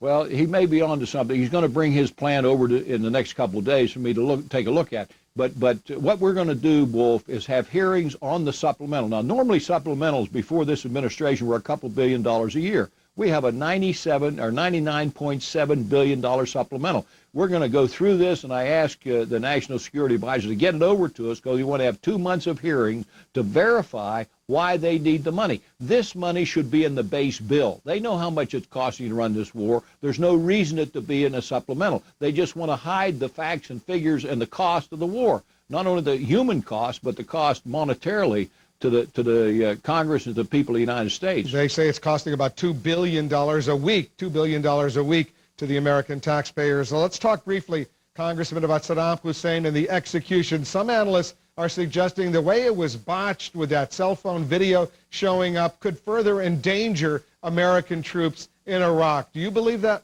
Well, I think there's a lot of things that can endanger the troops, and that's certainly something that the Sunnis are going to use to incite their people. Part of the problem has been our occupation of Iraq, and that's what the Sunnis believe. We have occupied, and many of the Shias believe. Most of the people in Iraq believe they would be better off, it'd be more stable if we were to get out of Iraq, and I believe that myself. I've come to the conclusion that the only answer is you set a table for redeployment, you tell the Iraqis are going to redeploy, they're going to have to take over. Our troops, for instance, in the green zone. Now, they have all the amenities they need. They eat the food that they want, while right around them are the Iraqis. And this is very similar to when Saddam Hussein was there, living in the same condition. Now, of course, we don't have the same type of treatment of the people. But on the other hand, that's the way they perceive it. So there's a lot of things that are endangering our troops. And and that's just part of it. John Murtha, Democratic Congressman from Pennsylvania. Congressman, thanks very much. Once again, congratulations. Thanks, Wolf. Nice talking to you. Thank you. And coming up right here in the Situation Room, we have some new details of William Rehnquist's addiction to painkillers. We're learning it was much more serious than people realized, and that he even suffered from hallucinations. Also, after more than a decade in power, Republicans are now the minority on Capitol Hill. We'll talk about it with Senator John Kyle. He's standing by to join us right here in the Situation Room. I didn't choose love, Daddy. Love chose me. When I was younger, I wanted a pony. A pony? Like a flame, love draws its victim. So you're calling me a pony? If only everyone guaranteed the quality of their products. Fortunately, Walgreens offers thousands of great quality Walgreens brand products with a money-back guarantee. So getting quality products for less is easy.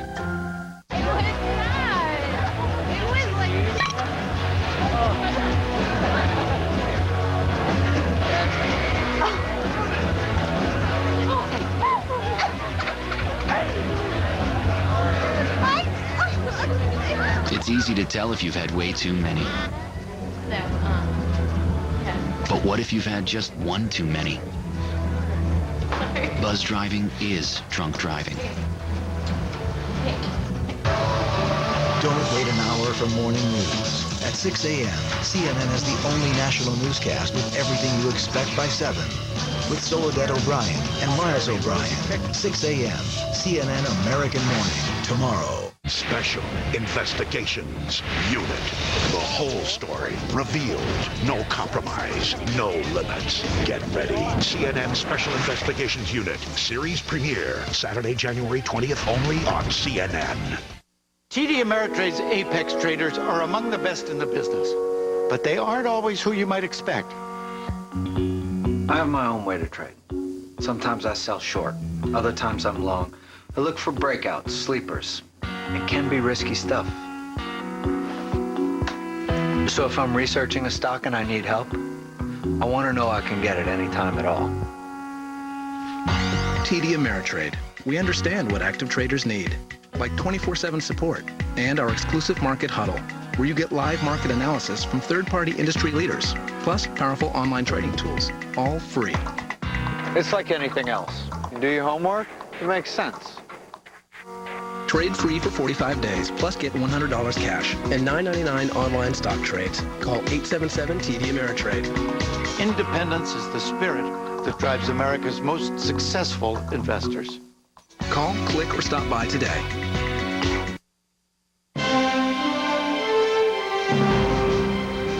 Getting word of a story involving the former president of the United States, George Herbert Walker Bush. Let's turn to CNN's Frederica Whitfield. She's joining us with details. Fred? Well, Wolf, we are learning that the 82-year-old former president has just undergone right hip replacement surgery. According to an aide who tells our Suzanne Malveaux, this is the second hip replacement surgery that he's had. This procedure taking place just one day after, recall, just as in these pictures, he eulogized the former president, Gerald R. Ford, at the National Cathedral. The former president, Bush, underwent the surgery yesterday and is said to be resting comfortably. The Mayo Clinic, where this procedure took place in Rochester, Minnesota, will not provide any other details. But the aide telling our Suzanne Malveaux that his stay in Minnesota will be short. Wolf? We wish him a speedy recovery as well. We know that kind of surgery can be painful, the recovery process difficult. We certainly wish him all the best. Thanks, Fred, for that. And to our viewers, you're on the Situation Room, where new pictures and information are arriving all the time. Happening now. Democrats officially taking control of both houses of Congress, and Nancy Pelosi making history as the first woman Speaker of the House. She says she accepts the gavel, and I'm quoting now, in the spirit of partnership, not partisanship. Also, Israel's prime minister meeting with Egypt's president, hoping to try to revive the peace process. But their efforts are overshadowed by deadly developments in the West Bank. We're going to show you what happened. And shocking revelations about William Rehnquist. Newly revealed documents show the late Supreme Court Chief Justice suffered a serious long-term addiction to painkillers. Did it impact his work? I'm Wolf Blitzer. You're in the Situation Room.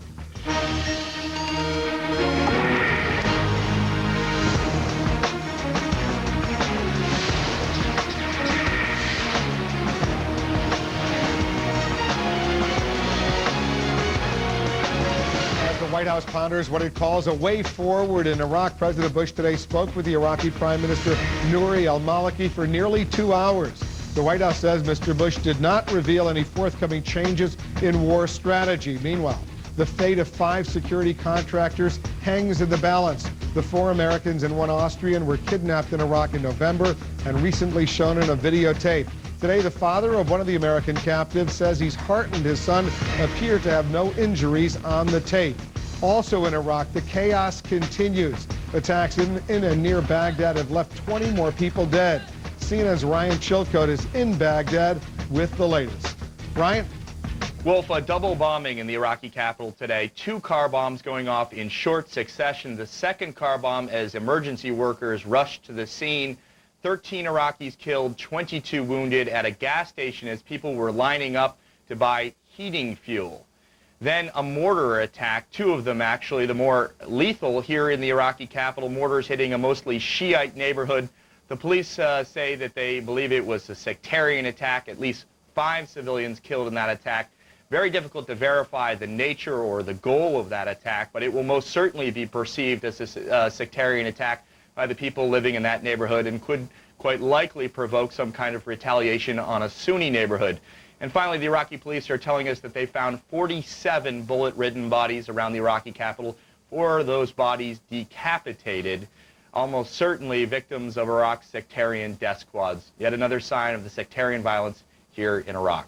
Wolf? Ryan, thank you for that. Ryan Chilcote reporting from Baghdad. Coming up, Israel's prime minister heads to Egypt in an effort to try to revive the peace process, but a deadly raid of the West Bank now complicating the already complex situation. Plus, how will congressional Republicans keep their agenda in the spotlight now that Democrats are in charge? We'll speak live with Arizona Senator John Kyle. He's standing by to join us right here in The Situation. My girlfriend and I were talking about osteoporosis, and she told me she has to set aside time one morning every week to take her osteoporosis pill. I said, I take once monthly Boniva. It fits my routine. And she said, that I can do. Boniva helps build strong, healthy bones to prevent fractures with just 1 pill a month. With all I do for bone health, Boniva fits right in. Unlike weekly treatments, I only need Boniva once a month. No wonder 2 out of 3 women preferred the dosing of Boniva over a weekly treatment. You should not take Boniva if you have low blood calcium, severe kidney disease, or cannot sit or stand for at least 60 minutes. Follow dosing instructions carefully. Stop taking Boniva and tell your doctor if you experience difficult or painful swallowing, chest pain, or severe or continuing heartburn, as these may be signs of serious upper digestive problems. Ask your doctor if Boniva is right for you. My girlfriend is so glad she did. Once monthly Boniva. Ask your doctor for a free trial offer or call 1-800-4-BONIVA. If you purchased or refinanced your home a couple of years ago and you got one of those adjustable teaser rates to qualify, just call or log on to ditech.com and refinance to a low fixed rate. Log on or call 1-800-71-FIXED. With me, it was love at first sight. With Linda, I think she was looking for a ticket out of Virginia. We bowl, it's good exercise, but my cholesterol was up. So I ate Quaker oatmeal for 30 days. It helped drop it 19 points. That's something to smile about.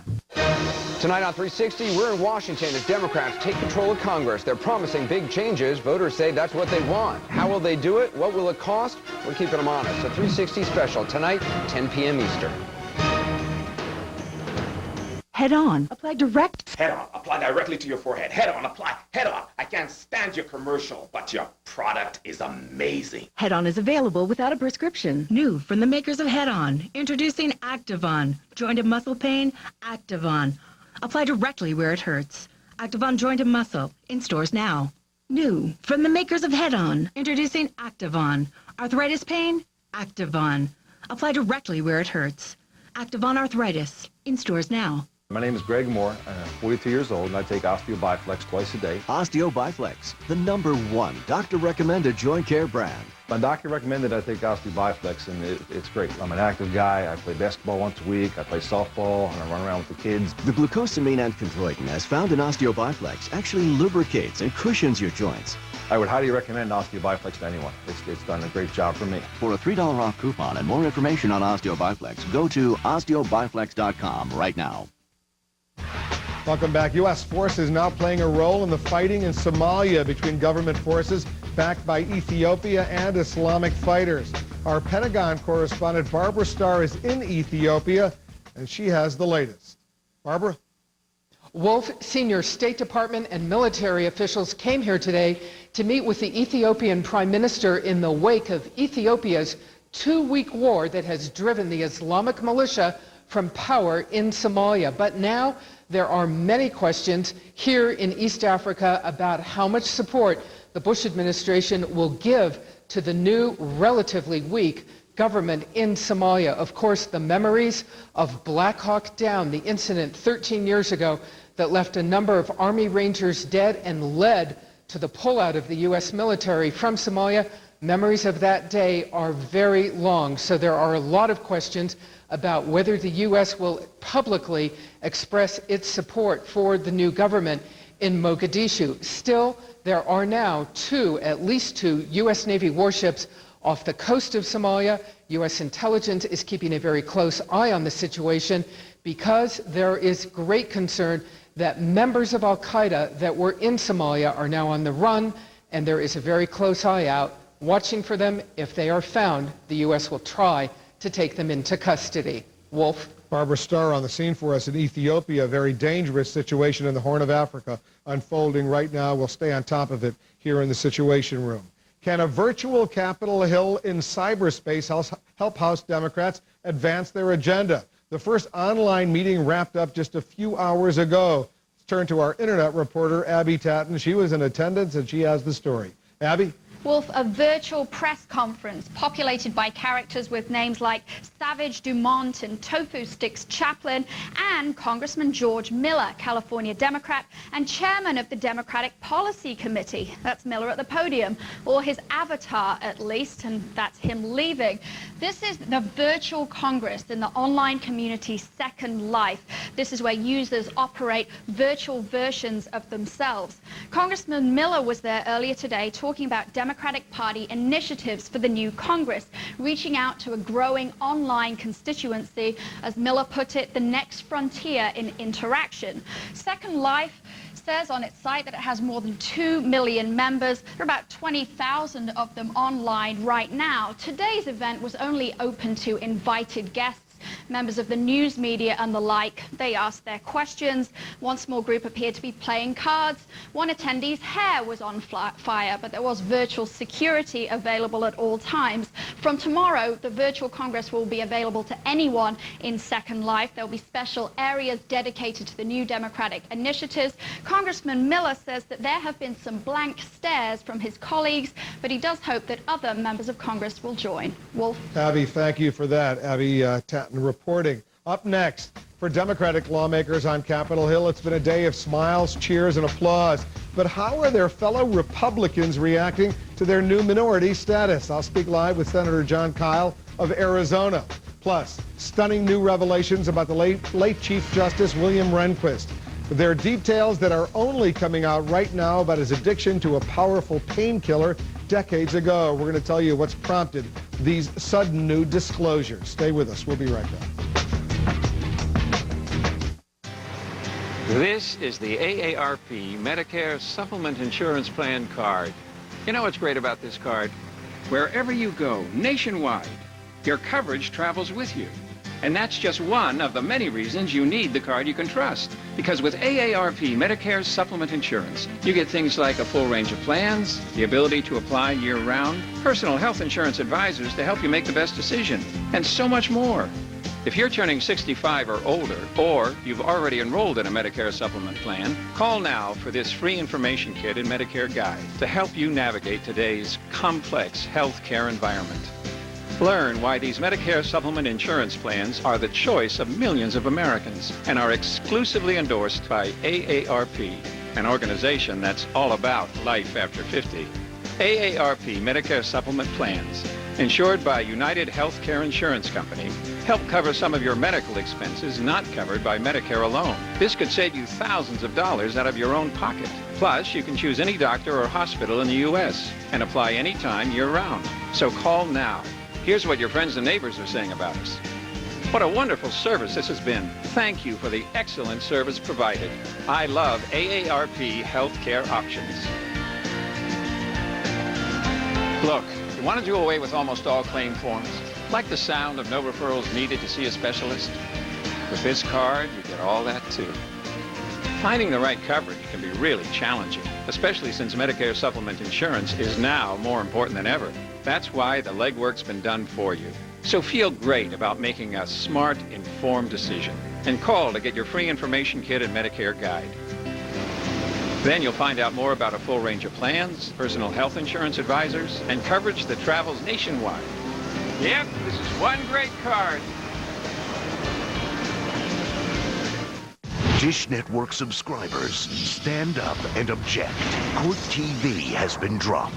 You've lost the only network that covers the daily live courtroom drama. The only network of today's biggest trials. This is our expertise. And the primetime destination for exciting crime and justice entertainment. This sounds like a very personal attack. Dish Network subscribers, don't stand for this injustice. Get Court TV by calling 1-800-710-1922. Closed captioning provided by Activon. Apply directly where it hurts. New from the makers of Head-On, introducing Activon. Arthritis pain? Activon. Apply directly where it hurts. Activon Arthritis. In stores now. For the first time in 12 years, Republicans are now the minority on Capitol Hill. So how will they keep their agenda in the spotlight in the new Democratic-controlled Congress? Joining us now to talk about that, Senator John Kyle of Arizona. He's the new chairman of the Senate Republican Conference. I'm sure you would prefer being in the majority. You're now in the minority, so it's a whole new ball game, albeit in the Senate a little bit less so than in the House, given the different rules. You still have a lot of power in the Senate. Let's talk, first of all, about this apparent split that's developing on the eve of the president's major address on Iraq within the Republican camp itself. We hear Chuck Hagel and Gordon Smith, among other Republicans, beginning to question the need for a so-called surge in troops, saying, you know what, they don't necessarily think it's a good idea. What do you think? Well, first of all, you've got five-star generals on both sides of the issue. You've got retired generals and colonels on both sides of the issue. Clearly, this is a subject about which reasonable people can differ, and so it's no surprise that political experts, such as my colleagues, would be in some disagreement. I happen to agree with my colleague John McCain that there are probably several missions in which more troops would actually be a big help, particularly when it comes to securing unsecure areas. If that is the president's decision, and I know we're being a bit premature here, I think we'd ought to give it a chance to try to help the president see if that can work. Because some of the critics are saying it's simply doubling down on a policy, throwing good after completely bad, and that it's not necessarily going to make a difference. 15, 20, 30,000 more troops, simply more potential casualties for the United States. That's one of the arguments against it, and the president has heard those arguments. He's heard arguments from others who say if we can surge some troops and put them against specific targets, specific requirements that we have where we don't quite have enough to get the job done today, we can change the momentum in Iraq, and that's what's got to happen in order for the Iraqis ultimately be able to take control of their country. You can make the arguments either way, but until you try it, you're not going to know for sure whether it's worked. How much responsibility does President Bush have himself for the fact that you, a Republican, are now in the minority as opposed to being in the majority, specifically as a result of his Iraq war strategy? I don't blame the president. I do believe that the administration and Republicans, and especially in the Congress, failed to follow our principles and govern as we did initially when we gained control of the Congress, and the American public properly held us accountable for that. We need to get back to the things that they elected us for in the first place, and I think we'll be fine after that. Clearly, the concern about Iraq is one of the factors that played into the election, but I don't think that you can say that in every single race it was one factor and not another, or I wouldn't be standing before you as a newly elected Republican senator who supported the president and what he's trying to do in Iraq. You were just reelected. Congratulations on that. The Saddam Hussein execution. We all saw the videotape on television. It was not the most dignified way to execute the former dictator, the former leader of Iraq. How much damage has this caused the overall support for the war in Iraq? I don't know. I suppose you have to take public opinion surveys to know exactly. It certainly hasn't helped, and it's not the way we would have done it, obviously. But again, you can't have it both ways. You can't argue on the one hand that we need to turn it over to the Iraqis and let them do it their way, and then criticize them when they do it their way. We can hold them accountable as long as we still have something to say about it, to try to be as appropriate in the way they handle things as we would be, or at least as is possible under the circumstances that exist over there. But at a certain point, if we turn it over to them, we can expect that they're not going to do things exactly as we would. It was, obviously, it's causing a lot of fallout, as we all know. Wolf, could I say just one thing? Excuse me. Of course, we need to distinguish between what the official policy of the government of Iraq was in this case and what apparently some people did in an unauthorized way. So I think we should be clear that it isn't the Iraqi government that we're criticizing here so much as allowing some rogue actors to do something that they shouldn't have done. But how worried are you that this Iraqi government, it's a Shiite-led Iraqi government of Prime Minister Nouri al-Maliki, that they're increasingly improving their own relations with a government, for example, like in Iran, where the President Mahmoud Ahmadinejad has made his views against the United States very well known?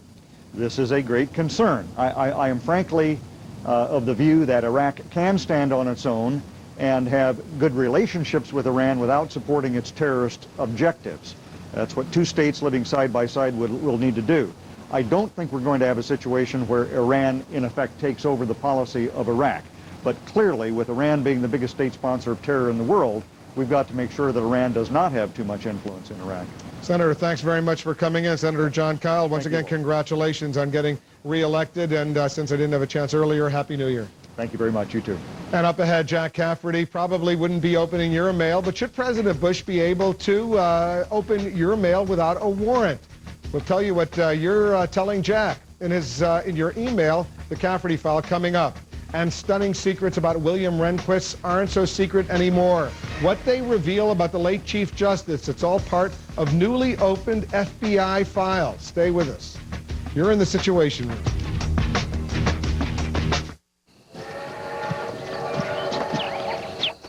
Global warming. Some say irreversible consequences are 30 years away. 30 years? That won't affect me.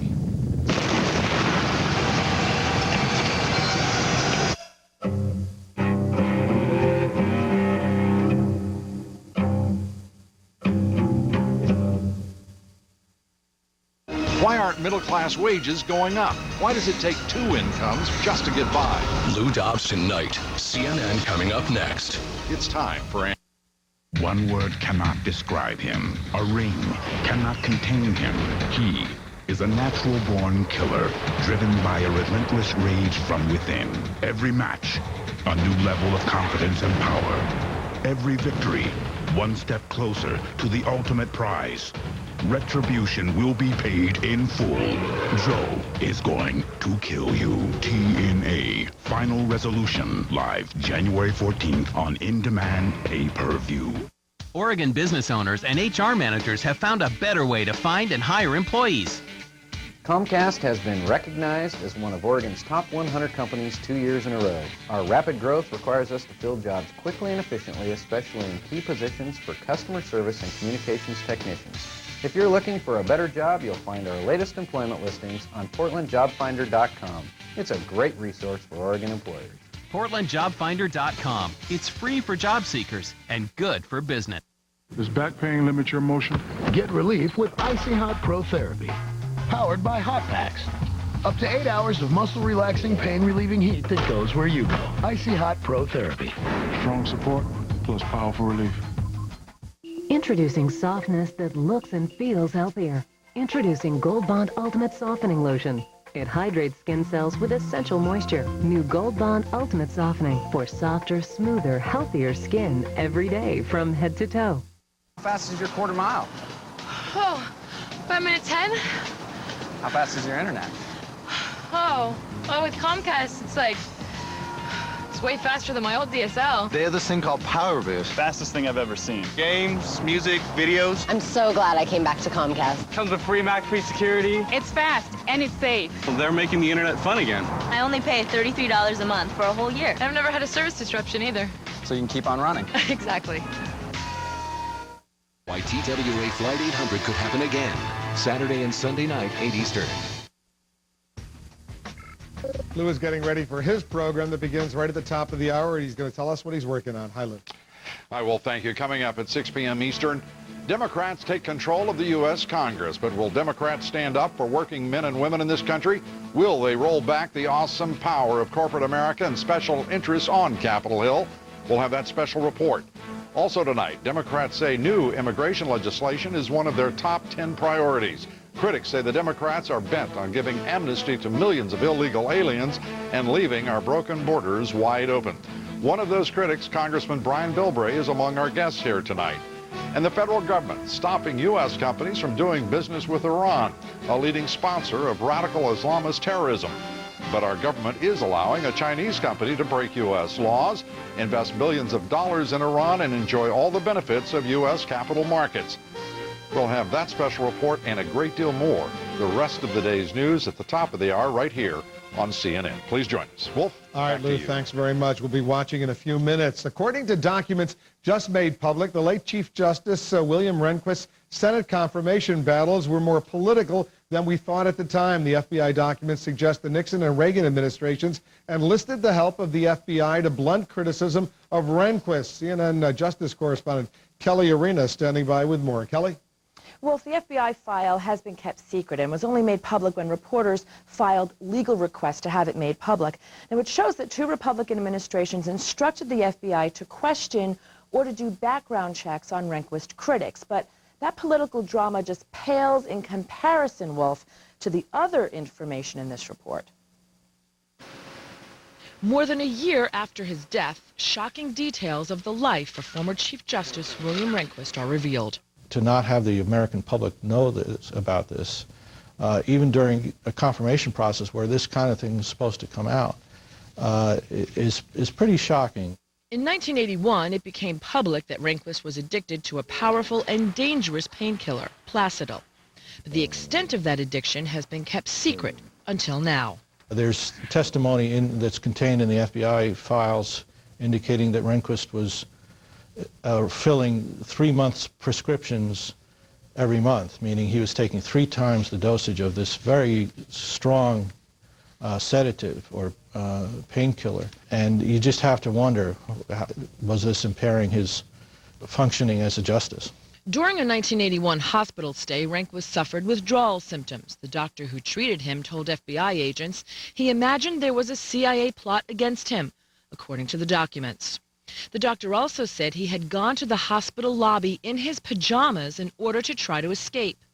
Rehnquist had been taking the drug for over a decade, from 1970 to 1982. E. Barrett Prettyman argued more than a dozen cases before Rehnquist, and he says he never questioned his competency. I didn't see any side effects, outrageous behavior, or anything of that sort. But the fact that Rehnquist was using such a powerful drug for so long raises concerns. I think it really does raise the question of when a justice is impaired or could be impaired. There's no way to find that out. You know, there may be even more to this story than we'll ever know. More than 200 pages of this report were not released, Wolf, and the FBI says that an entire section on Rehnquist couldn't be found. All right, Kelly, thanks very much. Fascinating historical information there. Let's check back with Frederica Whitfield for a closer look at some other important stories. Fred? All right, this information just in. According to ABC News, North Korea is making preparations to carry out another nuclear test. That country last conducted a nuclear test in October. That test stoked a lot of international tension, leading to some UN sanctions. CNN is working hard to try to independently verify this story about North Korea and possible preparations to conduct another nuclear test. Right now, all that according to ABC News. Meantime, Arabic language Al Jazeera television is denying that it was behind a leaked video recording of Saddam Hussein's execution. A senior Iraqi official told CNN that Al Jazeera recruited someone at the scene to take the pictures using a cell phone. The editor and chief of the network calls that allegation, quote, ridiculous. The video showed the former Iraqi leader being taunted and has prompted criticism of the Iraqi government's handling of the execution. Israeli officials now admit they, quote, messed up a raid in Ramallah that left 4 Palestinians dead. And the news is casting a lot of defeat on the efforts to revive the peace process. Israeli Prime Minister Ehud Olmert traveled to Egypt to meet with President Hosni Mubarak at a Red Sea resort, but the Palestinian deaths dominated their news conference. Mr. Olmert said he was sorry if civilians were hurt. Mr. Mubarak expressed disappointment. Meanwhile, Reuters is reporting that Palestinian Authority President Mahmoud Abbas is holding a late-night meeting with Hamas leader Ismail Haniyeh on Palestinian infighting. At least 6 people were killed in clashes in Gaza today between supporters of Hamas and Fatah. Wolf. Thanks, Fred, very much. Frederica Whitfield reporting. Up next, Jack Cafferty wants to know, should President Bush be able to open your mail without a warrant? Jack standing by with the Cafferty file. And you're in the Situation. Good morning. The thing is, aging doesn't happen one problem at a time. For me, first arthritis hit, then high blood pressure, and the Aleve I took for my arthritis pain, I learned it may interact with my prescriptions. It's a good thing I did my homework. The pure pain relief of Tylenol arthritis pain works all day, and when used as directed, has less drug interaction risk than Aleve. Absolutely, that's right. Very good.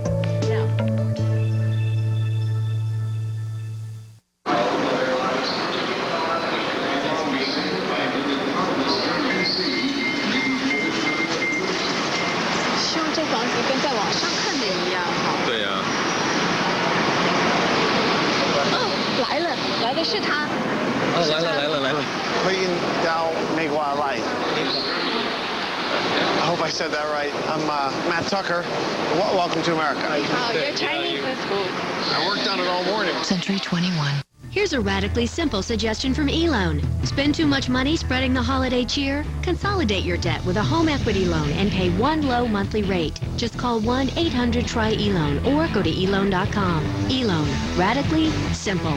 What I love about her? What I love about him. How much time do we have? I love Thomas because he's just I love everything about Sharon. Everything. everything. I love him as he is. Find everything you're looking for on eHarmony.com. Log on today.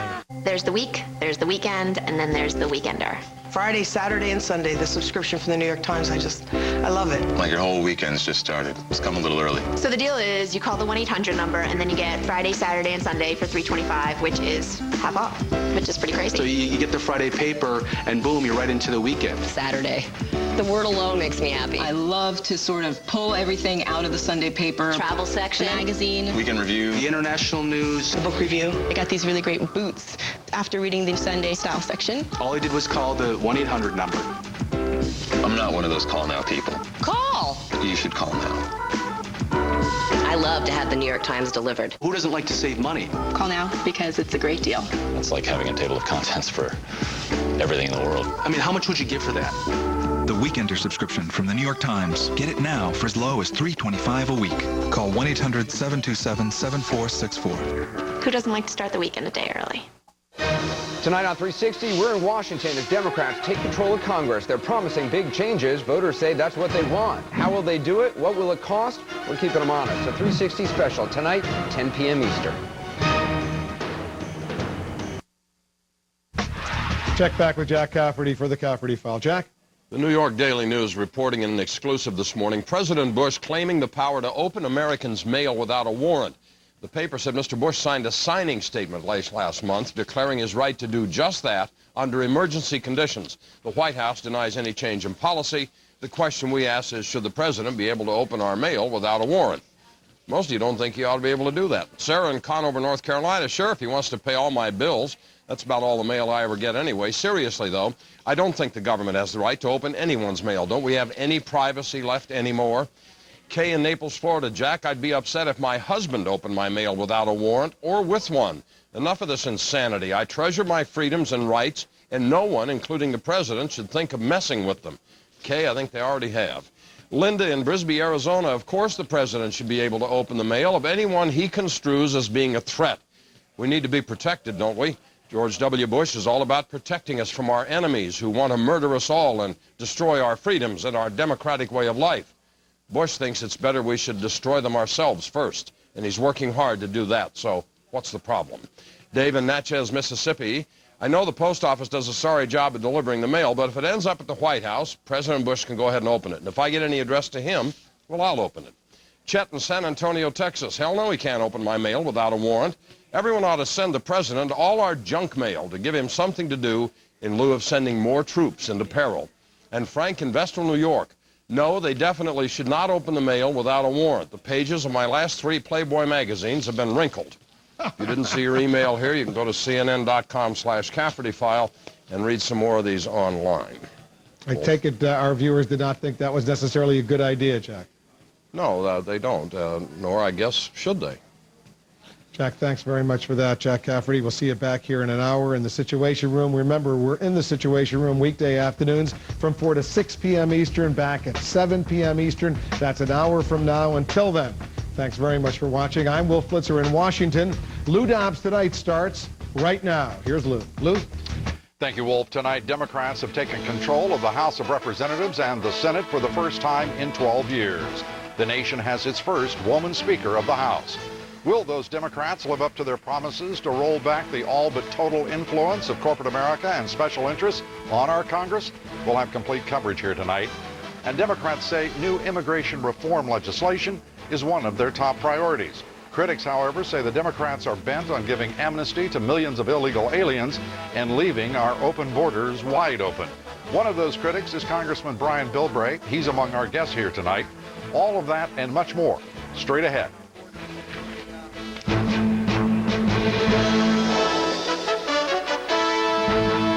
This is Lou Dobbs Tonight. News, debate, and opinion for Thursday, January 4th.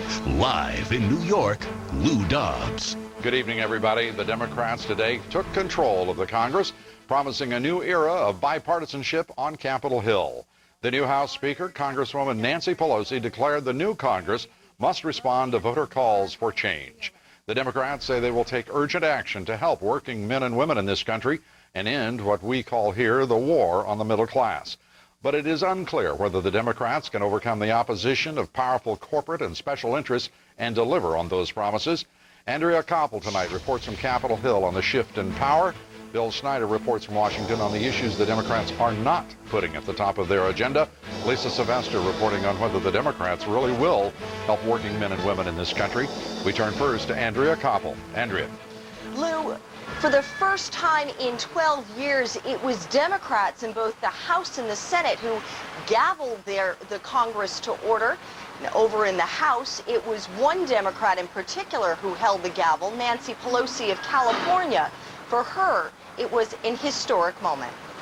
Pelosi of California. To the first woman speaker in our history, the gentlelady from California, Nancy Pelosi. It was a day for the history books. For our daughters and our granddaughters, today we have broken the marble ceiling. And surrounded by her grandchildren, with other political pioneers looking on and a couple of celebrities looking down, Speaker Nancy Pelosi became the highest-ranking elected woman in U.S. history, now just 2 heartbeats from the presidency. And she wasted no time putting Mr. Bush on notice on Iraq. The election of 2006 was a call to change. It is the responsibility of the president to articulate a new plan for Iraq that makes it clear to the Iraqis that they must defend their own streets and their own security. A plan that promotes stability in the region, and a plan that allows us to responsibly redeploy our troops. On the other side of the Capitol, Your leaders recognized. the new Senate Majority Leader made clear Democrats expected the president's new plan on Iraq to bring U.S. troops home, but he didn't say when. Remove our troops from this civil war. The House will come to order. The images of power gained and power lost were hard to miss. The longest-serving Republican Speaker, Dennis Hastert, seemed almost hidden amidst a sea of members. With her 31-seat majority, Speaker Pelosi got down to business right away, topping her to-do list, passing House rules as soon as this week, banning members from receiving gifts and free travel from lobbyists. But first, a conference call with the president. We're calling to give you the good news that this Congress is now fully sworn in and ready to work with you. Well, I'm ready to work with you all. I know it's a tremendous moment for you personally, and I congratulate you. But the real legislative business won't begin until early next week. That's when Democrats plan to launch and pass their 100 hours agenda, including everything from boosting the minimum wage to enacting all of the 9/11 recommendations, and all of this, Lou, before the President's State of the Union later this month. Thank you very much, Andrea Koppel from Capitol Hill. Democrats are promising to implement a bold agenda over their first 100 hours. There are some critically important issues the Democrats, however, left out of their priorities. Bill Schneider has our report from Washington. Bill. Lou, it's not what politicians are talking about, it's what they're not talking about that may be most important. There are a lot of things on the House Democrats' agenda. Passing the 9/11 Commission recommendations, raising the minimum wage, making college more affordable, advancing stem cell research. What about the Bush administration's two signature policies, tax cuts and the war in Iraq? You could argue Iraq was the issue that brought Democrats to power.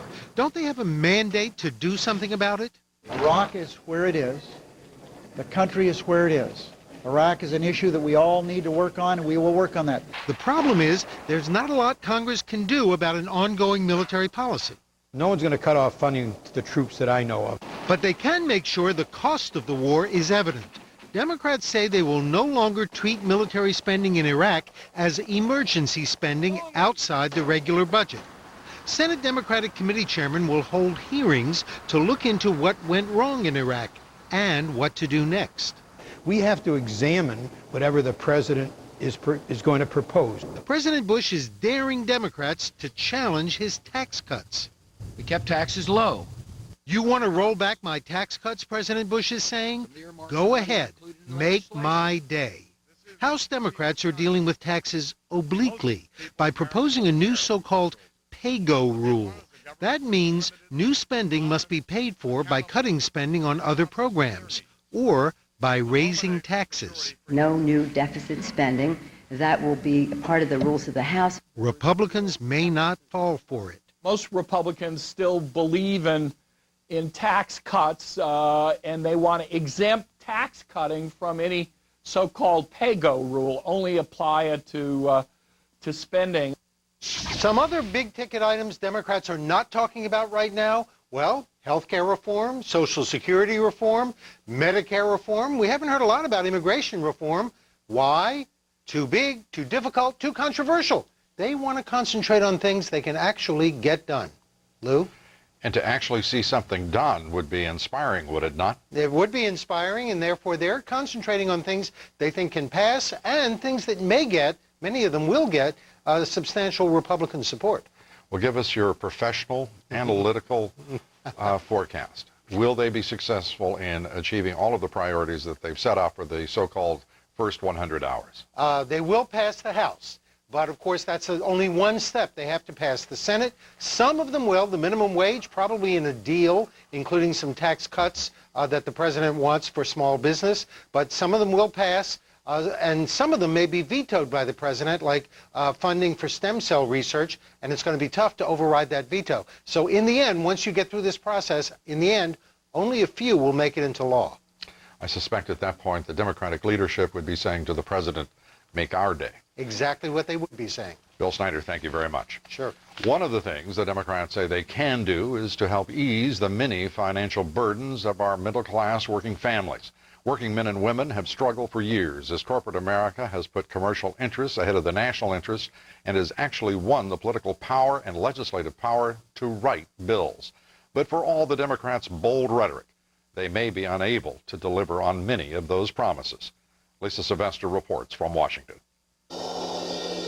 Democrats are now steering the country. They're promising to give middle-class families what they want, a higher minimum wage, to make college more affordable, and to rid Washington of corrupt lobbyists. The election of 2006 was a call to change, not merely to change the control of Congress, but for a new direction for our country. But the rhetoric may be easier to deliver than results.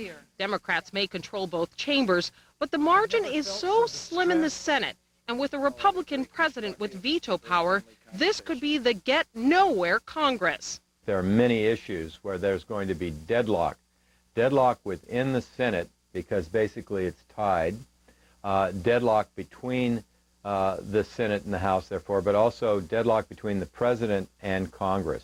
The stage is set for confrontation across the board. On trade, Democrats plan to fight to protect American jobs, replacing free trade with fair trade.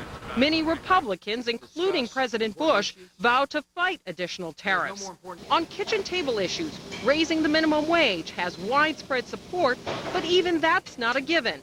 Republicans are lobbying for more business breaks in exchange, which could be a deal breaker. And on immigration, the U.S. Chamber of Commerce predicts victory on passing a guest worker program and amnesty for illegal aliens. The Chamber's president delicately putting it this way. You know, people that oppose guest workers programs are dumb as a box of rocks. That group includes a growing number of Democrats who are listening to concerns of working Americans that inviting illegal workers into the country will drive down wages and dry up good-paying jobs. House Democrats have a long list of promises they've made to the American people. Senate Democrats have not gone that far. So as Bill Schneider mentioned, the House could easily pass legislation and claim quick victory, but their proposals might never actually become law. Lou? Thank you very much, Lisa Sylvester. Thank you. As the Democrats today took control on Capitol Hill, Bush administration officials announced a major change at the top of this country's intelligence community. The Director of National Intelligence, John Negroponte, is to resign. He will become Deputy Secretary of State. Separately, reports that the President is about to appoint a new ambassador to the United Nations, succeeding outgoing John Bolton. Ed Henry reports from the White House. Ed?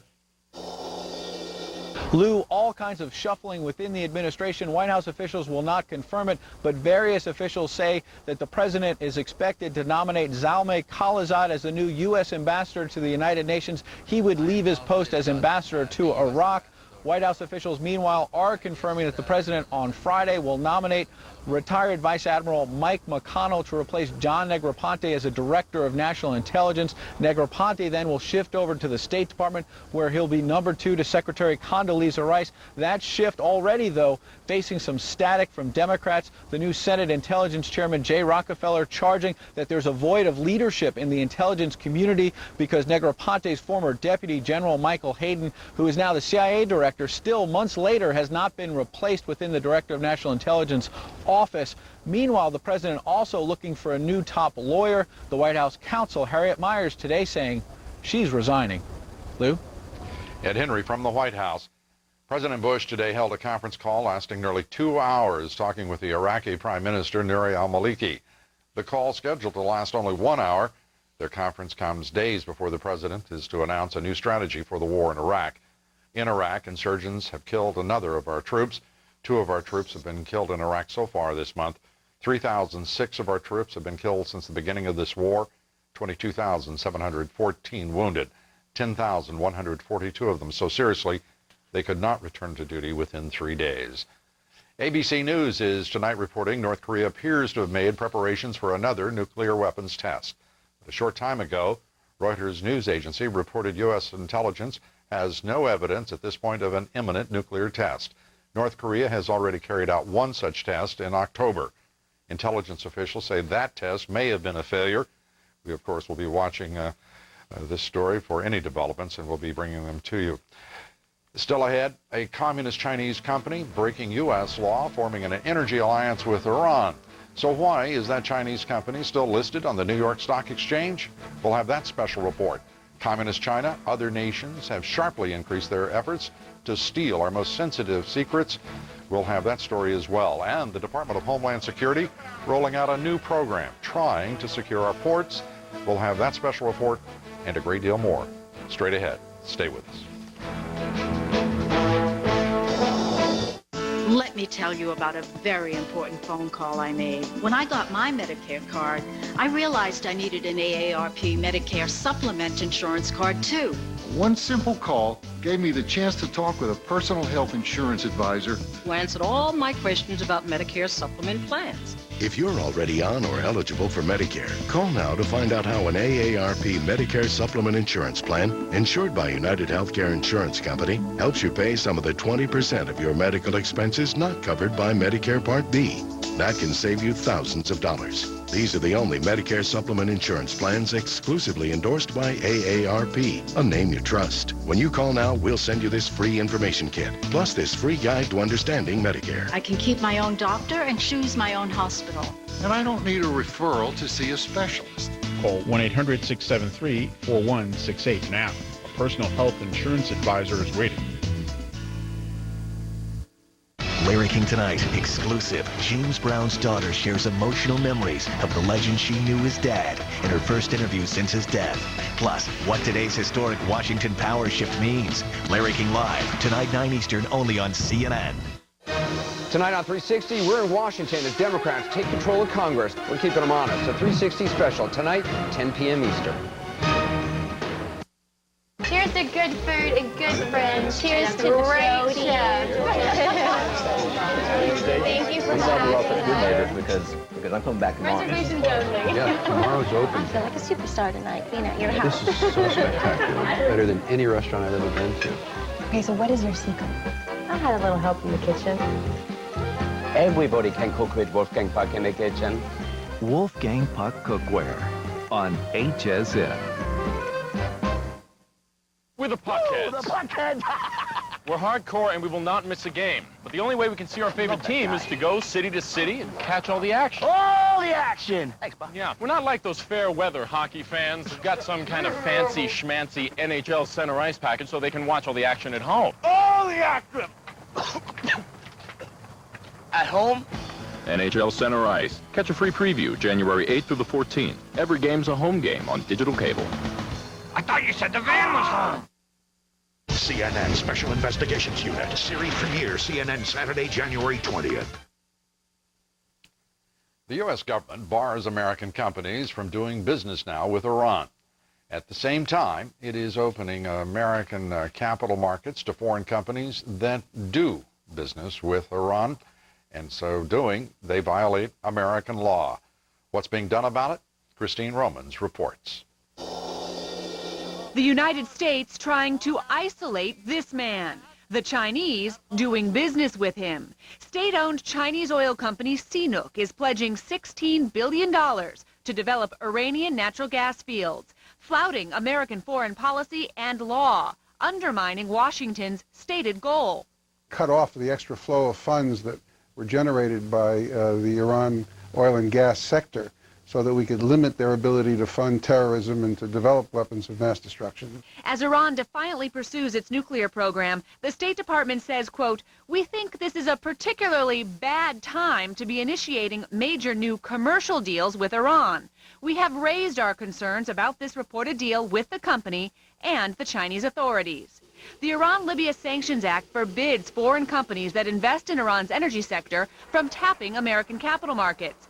CNOOC is listed on the New York Stock Exchange, one of 33 Chinese companies, many of which maintain ownership by or close ties with the communist government. It's just because they're on the stock exchange here in the United States, just because they have the veneer of being just like any old good old-fashioned American company, they are not. The New York Stock Exchange says since no action has been taken against CNOOC, quote, "We don't comment on hypotheticals."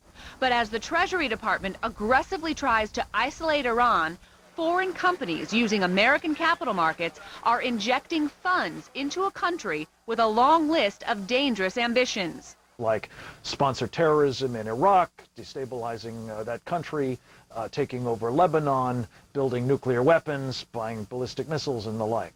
CNOOC in Beijing did not answer emails seeking comment. By law, this proposed CNOOC deal requires the president to launch an investigation to determine which sanctions apply here. Congress also looking into the matter. It's on the top of the agenda for the House Foreign Relations Committee, Lou. Thank you very much, Christine Romans. That brings us to the subject of our poll tonight. Do you believe companies that do business with nations that sponsor terrorism should be allowed to be listed on the New York Stock Exchange? Yes or no? Please cast your vote at LouDobbs.com. The results upcoming.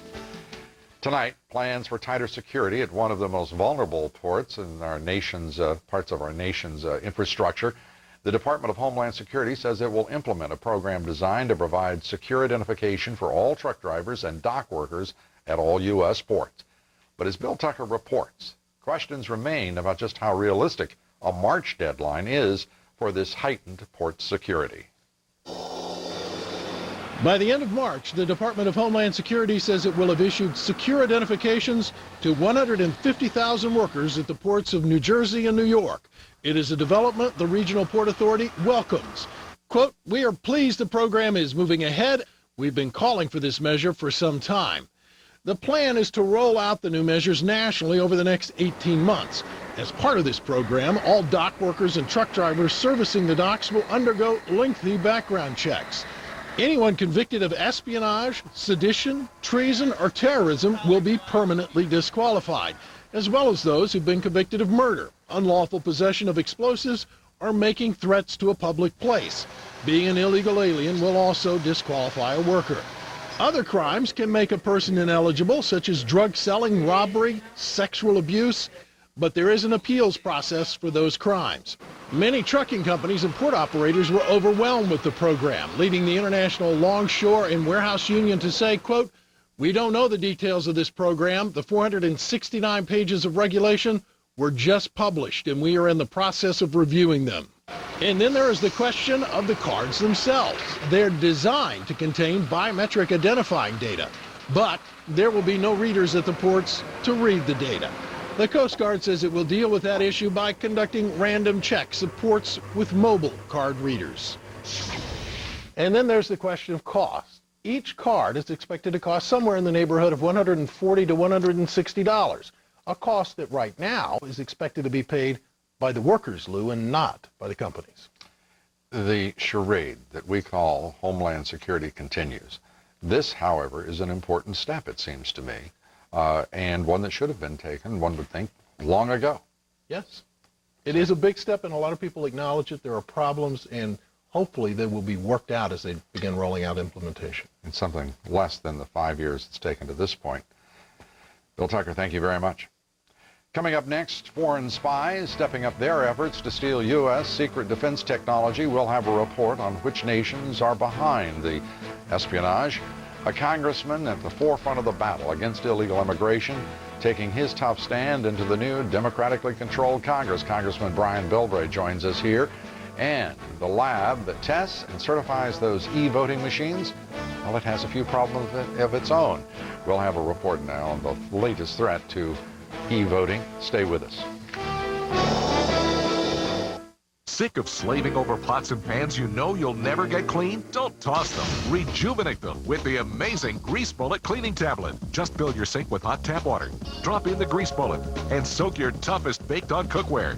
They'll sparkle like new, inside and out, with no more scrubbing. Don't scratch your nonstick cookware. Grease Bullet cuts through caked-on cookie sheets, grimy glassware, even scorched iron skillets. It does the work so you don't have to. Lasagna. But what a mess. Even ceramic casserole dishes are no match for the Grease Bullet. This stove rig looks ruined. But look, Grease Bullet is armed with special enzymes that eat away baked-on grease and grime, making your cookware look like new again. Wow, look at that. Use it on expensive copper or this deep fryer for a quick cleanup. Use it for barbecue grills, muffin pans, even oven racks will shine like new. It's like having a personal dishwasher. It's the cleaner that's tough on grease, but easy on your hands. Plus, a little goes a long way. Just one bullet will transform all these pots and pans from sad to sparkling. Through this exclusive TV offer, you can get 6 Grease Bullets for just $19.99. Call now and we'll cut the price in half. That's right, you'll get 6 of the original Grease Bullets bullets for only $10. But wait, as an added bonus, we'll double the offer. You'll get not just 6, but 12 grease bullets for the incredibly low price of just $10. That's enough for over 60 cleanings. Call now and we'll include the amazing Silver Lightning. It gets all your silver sparkling clean in seconds. A $20 value, yours free. Just pay shipping and handling. Place the conductor plate in your sink. Add baking soda. Pour in hot water and just set your silver on the conducting plate. Years of tarnish can be removed. Quick as lightning. You get it all. 12 grease bullets in this convenient bullet case, plus the Silver Lightning Cleaner, a $60 value for just $10. But you have to call now. Call 1-800-610-3751 to order grease bullet at the special TV price of just $10. That's 1-800-610-3751. This offer is not available in stores. Call 1-800-610-3751. Call now. Closed captioning provided by Activon. Apply directly where it hurts. New from the makers of Head-On, introducing Activon. Joint and muscle pain? Activon. Apply directly where it hurts. Activon Joint and Muscle, in stores now. Foreign spies tonight are increasing their efforts to steal American technological secrets. A Defense Security Service report saying there is a surge in espionage activity from Asian countries, and some reports saying Communist China is leading the way. Kathleen Koch reports. Espionage attempts aimed at sensitive U.S. defense technology have shot up 43% over the last year. That finding in a new report by the Defense Security Service Counterintelligence Office. Space systems, lasers, and missile and radar evading stealth technology were in greatest demand. I'm quite concerned that the technology that this country relies upon for its national security is being steadily eroded and compromised by enemies, actual or potential. And East Asian and Pacific countries are the biggest suspected thieves. The study found they account for a third of all spy attempts. The Near East is next at 23%, followed by Eurasia at 19%, and South Asia at 13%. Africa and the Western Hemisphere account for 11%. The 29-page report doesn't accuse specific countries, but China, followed by Russia and Iran, are often cited by U.S. officials as the top spy threats to the United States. It allows them to get up the proverbial learning curve far faster, to avoid costly and time-consuming mistakes, and to focus their energies on improving on our designs rather than having to come up with them in the first place themselves. The study is based on suspicious foreign contacts reported to the government by defense contractors and other defense-related sources. It says operatives in some cases made simple verbal requests for classified information. Other methods trying to buy controlled technology, spying while visiting U.S. companies, offering marketing services to contractors. I don't know how to say goodbye. Some cases were right out of James Bond, like a female spy who seduced a translator to learn his password and access his computer network. As to the surge in spying by East Asian and Pacific nations, the report predicts that will only worsen as those countries continue to wrestle with technology shortfalls in their weapons development programs. Kathleen Koch, CNN, The Pentagon. Time now for some of your thoughts. Diane in Oklahoma said, while watching the many tributes to President Ford these past few days, honoring a good man who served his country in tough times, I couldn't help but wonder why our 3,000-plus fallen heroes in the current war receive so little attention when their caskets return home. Ben in Oklahoma, I have no faith that either party will heed the will of the majority of U.S. citizens when it comes to securing our border. Enjoy in California. It takes U.S. citizens 10 years of paying into Social Security before any benefits are paid, and now they want us to pay illegals after 18 months? What kind of nightmare are we living in? Send us your thoughts to LouDobbs.com. More of them coming up here later. Each of you whose email is read here receives a copy of my book, War on the Middle Class. Up next, the Democrat who becomes the next chairman of the House Foreign Affairs Committee joins us. He promises to investigate a $16 billion oil deal between Communist China and Iran. Congressman Tom Lantos is our guest. California Republican Congressman Brian Bilbray's district faces illegal immigration issues each and every day. The congressman vowing to continue to fight illegal alien amnesty and for border security. Finally, the government office created to monitor electronic voting in this country admits potential security concerns for e-voting software. We'll tell you what they're doing about it. Stay with us. Here's a radically simple suggestion from eLoan. Spend too much money spreading the holiday cheer? Consolidate your debt with a home equity loan and pay one low monthly rate. Just call 1-800-TRY-ELOAN or go to eLoan.com. eLoan. Radically simple. Right now, we'll give you top quality vitamins and supplements for just 89 cents. That's right, just 89 cents. These, essential for a healthy heart. These, for joint support. These, to help your memory. Or any of these. And not just any vitamins. They're from Puritan's Pride, the #1 direct-to-you vitamin manufacturer. Just 89 cents each when you call now for these special introductory coupons. How can we do it? We're the manufacturer. We make them with the highest quality ingredients. We sell them directly to you, and right now you can try them for just 89 cents. There's no obligation. Your satisfaction is 100% guaranteed. Plus, call now and you'll get the complete Puritan's Pride discount catalog free. You'll also get a $10 off bonus coupon good for any of the 1,400 top quality products you'll find inside. Call now for this special bonus, the Comprehensive Vitamins and Supplements to Live By Guide. Yours free. Call or go to PuritanTV.com right now. Between my two phone bills, it's probably about $60 a month. About $150. Probably $100 a month. With Vonage, you get unlimited calls to anywhere in the U.S. and Canada, and all the cool features you could ever want are included. And it's just $24.99 a month. Call 1-800-971-4510 and get your first month of Vonage service free. That's a value of $24.99. Vonage, the better way to phone for less. Tonight on 360, we're in Washington as Democrats take control of Congress. They're promising big changes. Voters say that's what they want. How will they do it? What will it cost? We're keeping them honest. A 360 special tonight, 10 p.m. Eastern. Our top stories: Democrats have taken control of the House of Representatives and the Senate for the first time in 12 years. The nation has its first woman Speaker of the House, Congresswoman Nancy Pelosi. In her first speech, Congresswoman Pelosi called for a new era of bipartisanship. Democrats are promising a bold agenda of reform over their first 100 hours. Tonight, new concerns about the integrity of our nation's e-voting systems. Federal regulators say a major testing laboratory for electronic voting machines came up short in a preliminary review. The Electoral Assistance Commission finding that documentation and lab procedures didn't meet federal standards. Watchdog groups say the lab in question, Colorado-based Cyber, tested software for voting machines used in 42 states in the midterm elections.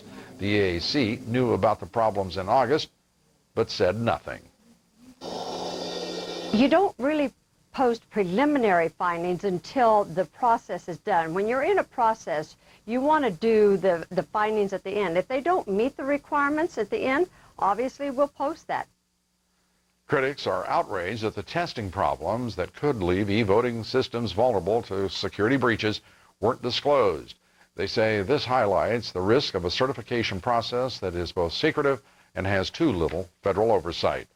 The company, Cyber, did not return our calls for comment. Republican Vern Buchanan, Republican of Florida, was among those sworn into the 110th Congress today, but the congressional leadership has made it clear his seating is provisional. Buchanan's victory over Democrat Christine Jennings is being challenged in court. It is also the focus of a congressional investigation. That controversy involves e-voting machines and some 18,000 ballots that did not record votes for the House seat in November. Those votes could have changed the outcome of the election. The head of one of the nation's most sensitive security branches has resigned under pressure. Ambassador Linton Brooks is chief of the National Nuclear Security Administration. Energy Secretary Samuel Bodman says he asked Brooks to resign because of management problems, such as the recent breach of security at Los Alamos National Laboratory. The Energy Secretary says the agency under Brooks simply hasn't done enough to protect the security of the American people. The privacy of U.S. mail protected by law, but President Bush may have changed all that. When the president signed a postal bill last month, President Bush added a signing statement that appears to loosen the rules. President Bush authorized the opening of mail for reasons of public safety and the collection of foreign intelligence. The ACLU is investigating what that means exactly, whether it's already been used, in fact, to open our mail. Amazon.com founder Jeff Bezos entered the commercial space race. Bezos released video of the launch vehicle's test flight on his company's website. The spacecraft climbed about 285 feet before it landed. Bezos says his goal is to lower the cost of spaceflight to make it more accessible for private exploration in the long term. Bezos joins a small group of private entrepreneurs trying to break government monopolies on space exploration. A spectacular light show east of the Rockies has snowbound citizens there thinking, what will happen next? Thousands of people saw what appeared to be a meteor breaking up early today, but the U.S. military says it was actually a Russian rocket re-entering the atmosphere. Officials are looking into reports that a piece of the rocket landed in Wyoming, and the U.S. Border Patrol tonight is reporting one of its observation posts on the Arizona-Mexico border was approached by unknown gunmen. The site in the West Desert District was approached late last night. The site is manned by National Guard troops who, according to their policy, withdrew.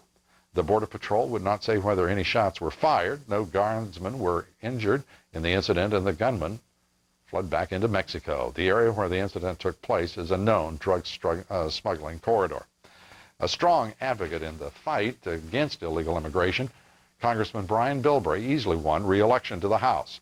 His victory came in his California district that deals with illegal immigration crisis every day. And though the new Congress is expected to push through an amnesty agenda for illegal aliens, Congressman Bilbray says he'll stand his ground.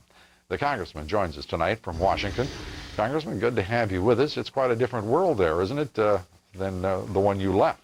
Well, it's an honor to be with you, and yes, it's a brave new world, but it's a world of challenges and opportunities. Now in the minority party, Congressman, there isn't really much you can do about illegal immigration or border security, is there?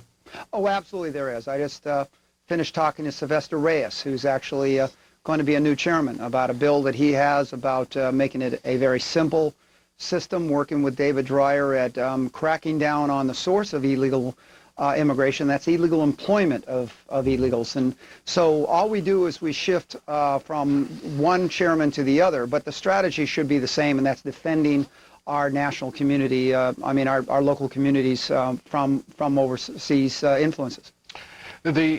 The fact is that a couple of Republican congressmen, so-called hardliners, J.D. Hayworth, John Hostetler, for example, as you know, lost election. Many of the savants and pundits say that they were too hardline on the issue of illegal immigration.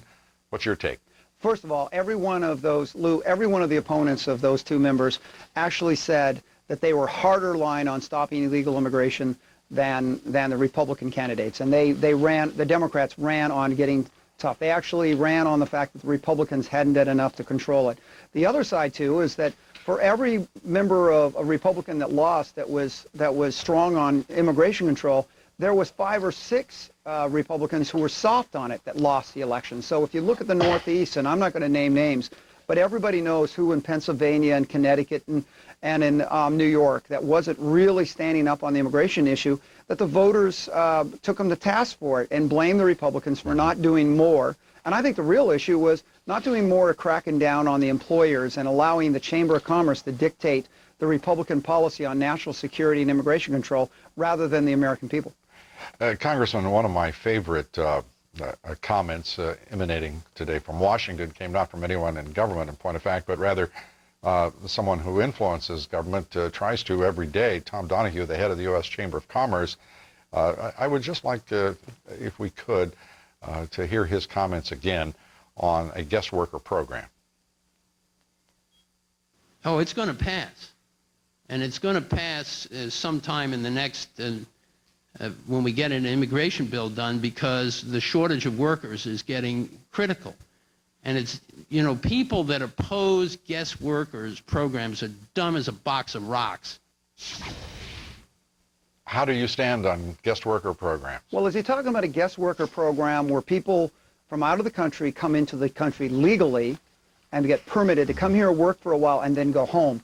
Or is he really talking about the amnesty program of allowing those who are illegally here to be rewarded for breaking the law and being officially endorsed for their illegal activity and then given citizenship? That's the big question to him, and we'll decide who's dumb as a rock as we decide, are you willing to stand up for enforcing the law and not rewarding those who broke it? And are you willing to stand up for those who have not broken our immigration law, who wait patiently in other countries to come here, work, do the kind of work that the chamber says they want done, and then go home, not get citizenship, not get Social Security, not get earned income tax credit, and not get job security that's far beyond what legal U.S. residents are allowed? That's the challenge for the chamber. Are they really for a guest worker program, or is this their way of just trying to reward themselves and the people that are profiteering from illegal immigrants that are their members, that the employers who have been hiring illegals behind our back for the last 20 years? Congressman Bilbray, thank you for being here. Thank you for doing everything you've done, Lou. Thank you. Coming up next here, the incoming chairman of the House Foreign Affairs Committee. He's outraged that Red China would pump $16 billion into the economy of Iran. Congressman Tom Lantos joins us, and President Bush considering sending more troops to Iraq. I'll be talking with a former military leader about whether he thinks there should be even more American boots on the ground. Stay with us.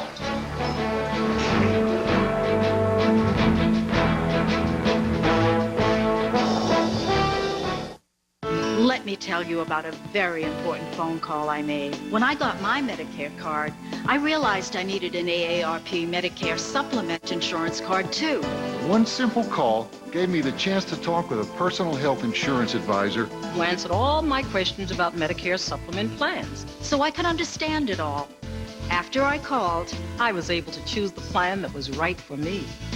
If you're already on or eligible for Medicare, call now to find out how an AARP Medicare Supplement Insurance Plan, insured by United Healthcare Insurance Company, helps you pay some of the 20% of your medical expenses not covered by Medicare Part B. That can save you from paying thousands of dollars out of your own pocket. These are the only Medicare Supplement Insurance plans exclusively endorsed by AARP, a name you trust.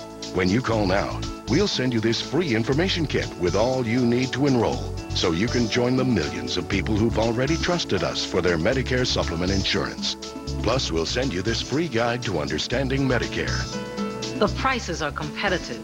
I can keep my own doctor and choose my own hospital. and I don't need a referral to see a specialist. Call now to get the free information kit. Plus, we'll include this free Medicare guide.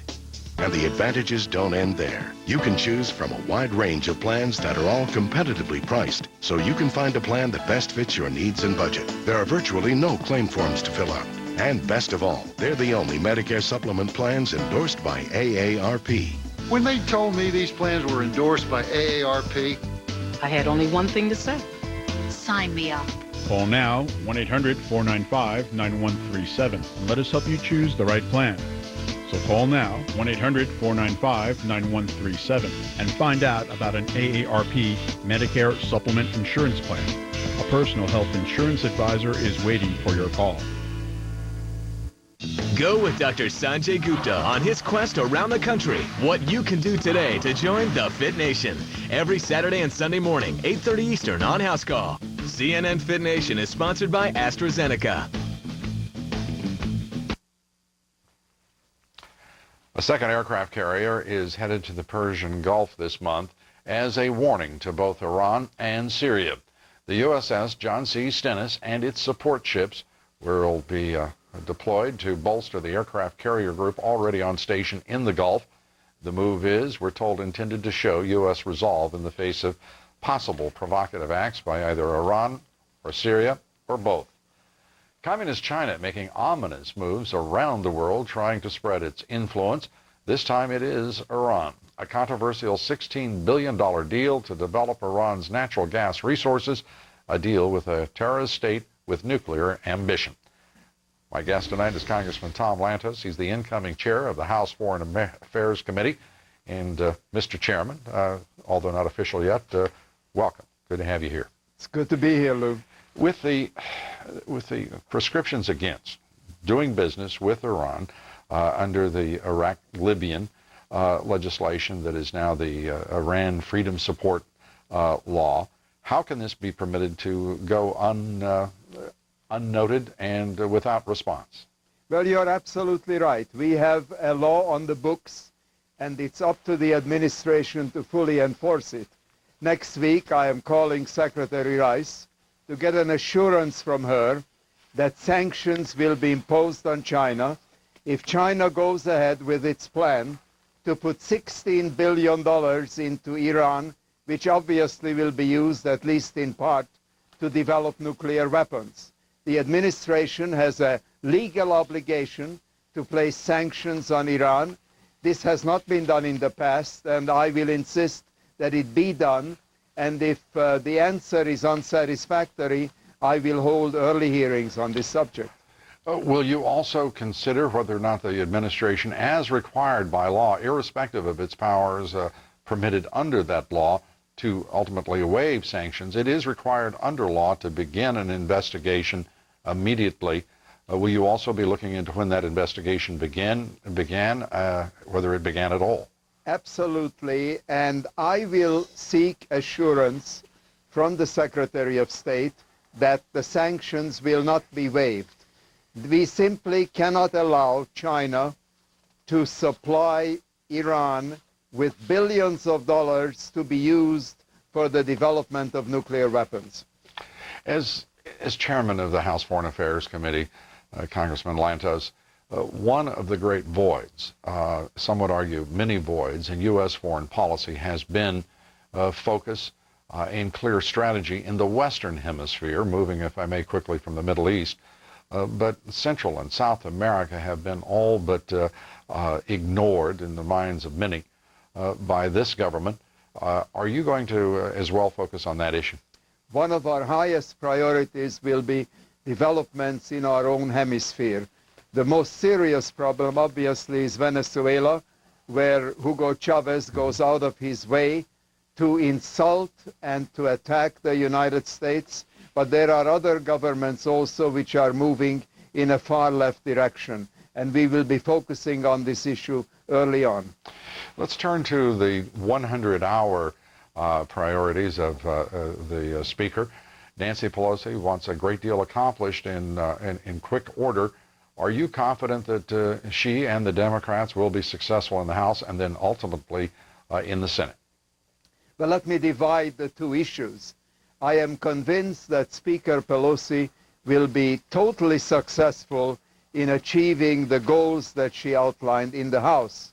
What will happen in the Senate is a more difficult question because the Senate is very narrowly divided, and there is always the danger of a presidential veto. But Nancy's promise was to get these things done in the House, and I'm convinced she will succeed. The Speaker talked about bipartisanship. She talked about partnership.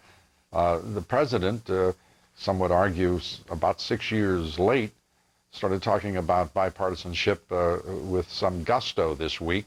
Do you think that bipartisanship can succeed, that there can be a partnership between these two parties and truly develop constructive legislation and resolve many of the problems and issues that are confronting the country? Lou, I truly do. My good friend and the former chairman of the House Foreign Affairs Committee, Henry Hyde, and I worked together hand in glove on a broad range of issues, including this most significant historic piece of legislation providing for nuclear cooperation in the civilian field with India. When this was proposed, many thought it would not have a ghost of a chance. We worked together on a bipartisan basis.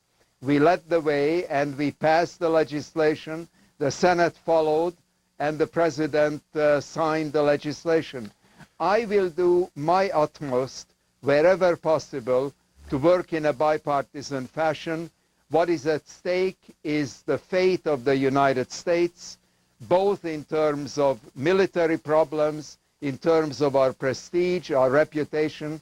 We are going through a period where the U.S. prestige is at a low point historically, and my number one task will be to increase global respect for the United States and cooperation of friends and allies. Tom Lantos, Congressman, Democratic Congressman, California, 26 years in the House, the only Holocaust survivor serving in the U.S. House, and it is our delight to have the opportunity to talk with you. We wish you all the best. Thank you, Lou. I appreciate it. Thank you. A reminder now to vote in our poll. The question is, do you believe companies that do business with nations that sponsor terrorism should be allowed to be listed on the New York Stock Exchange? Yes or no? Cast your vote, please, at BlueDimes.com. We'll bring you the results here in just a matter of moments. Coming up at the top of the hour, the Situation Room and Wolf Blitzer. Wolf. Very much, Lou. There's a power shift going on in Washington. Democrats taking over, but will they make a move to bring the war in Iraq to an end? We're covering all the angles of the story. Congressman John Murtha among our guests. One of the world's most wanted men in a rare interview speaking out about the last time he saw Osama bin Laden. Plus, addiction to painkillers and moments of paranoia. The secret life of a Supreme Court justice. We have that story. And what happened to winter? A toasty season as some scientists ringing alarm bells about global warming. All that coming up right here in the Situation Room. Lou? Wolf, looking forward to it. Thank you. Next, I'll be talking with retired General David Grange about what we could possibly gain by sending more troops to Iraq. Stay with us.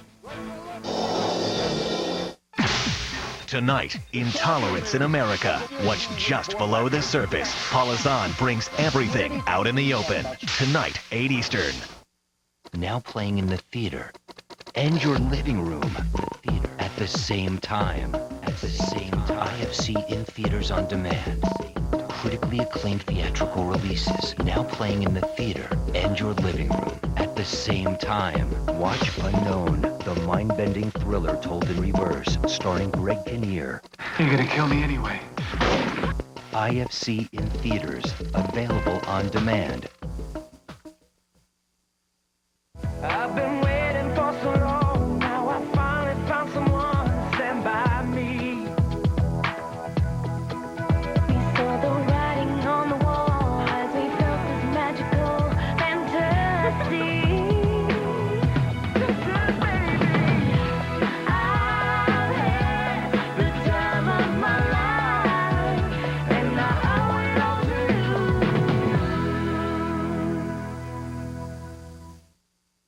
Our commitment is to be everything to everyone looking for a good night's sleep. We have the best prices from entry level to ultra luxury. Innersprings, foam, air beds, latex, memory foam, or adjustable beds, no one beats our price, quality, service, or selection. We challenge any dealer, anytime. If we can't beat any price on any comparable mattress, then the mattress is free. It's not too late to sleep like a baby. Mattress World. Mattress World, off I-217 on Cascade Avenue, next to Burlington Coat Factory. The #1 album in America. The #1 show in Las Vegas. The #1 adult contemporary artist of all time. Now coming live to Portland, January 8th, on stage at the Rose Garden. Tickets on sale at ComcastTix.com or by calling 877-789-ROSE. A special benefit for the Cystic Fibrosis Foundation. Barry Manilow. An evening of music and passion. Flight 800 could happen again. Saturday and Sunday night, 8 Eastern. President Bush has again just said that he will announce a new strategy for Iraq next week. The president rumored to be sending as many as 40,000 more of our troops to Iraq. President Bush says, however, he's not made a final decision on that strategy. The president making those remarks at the White House, meeting there with German Chancellor Angela Merkel. General David Grange joins me now. General, let's talk about phased redeployment, surge, and the language that is starting to be invented around the crisis that is Iraq. What do you make of it? Well, why don't we use the word reinforce what we have there in order to try to win this thing. I think right now, just keeping a lid on it with just small offensive operations, keeping a lid on it while we train Iraqi forces up, which is necessary, but knowing that half of them are not going to be loyal to the elected government, I think that the troops need to be sent more to take the offensive, the fight to the enemy. For instance, Anbar province, and also the militia, the core militia units, and take them down.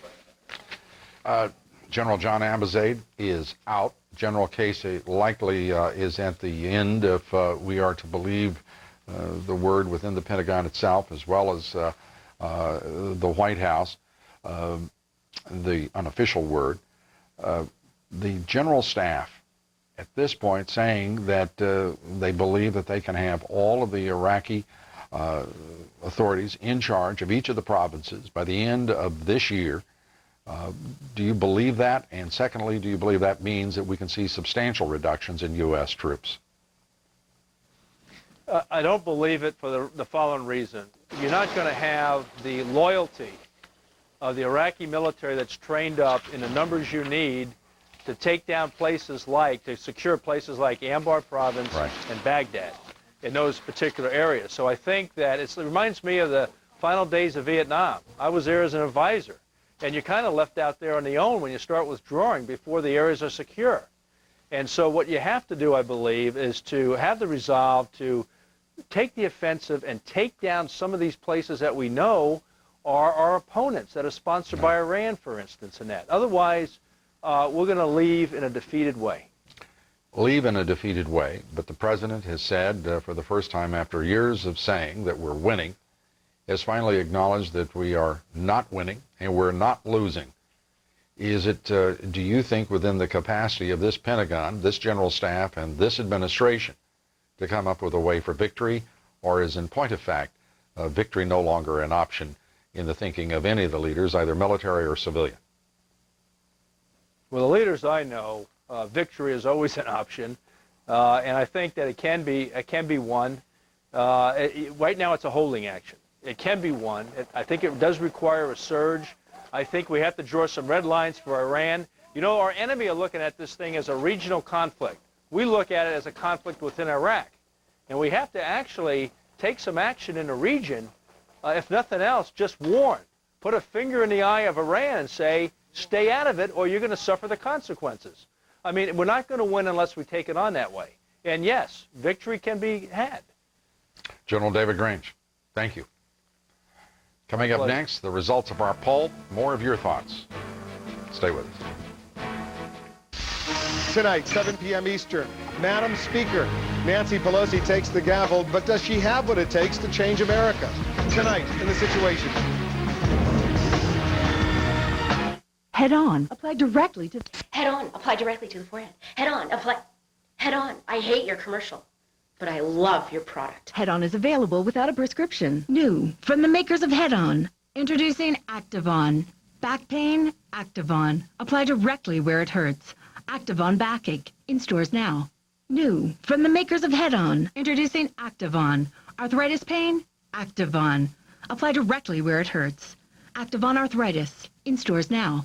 Here's a radically simple suggestion from eLoan. Spend too much money spreading the holiday cheer? Consolidate your debt with a home equity loan and pay one low monthly rate. Just call 1-800-TRY-eLoan or go to eLoan.com. eLoan. Radically simple.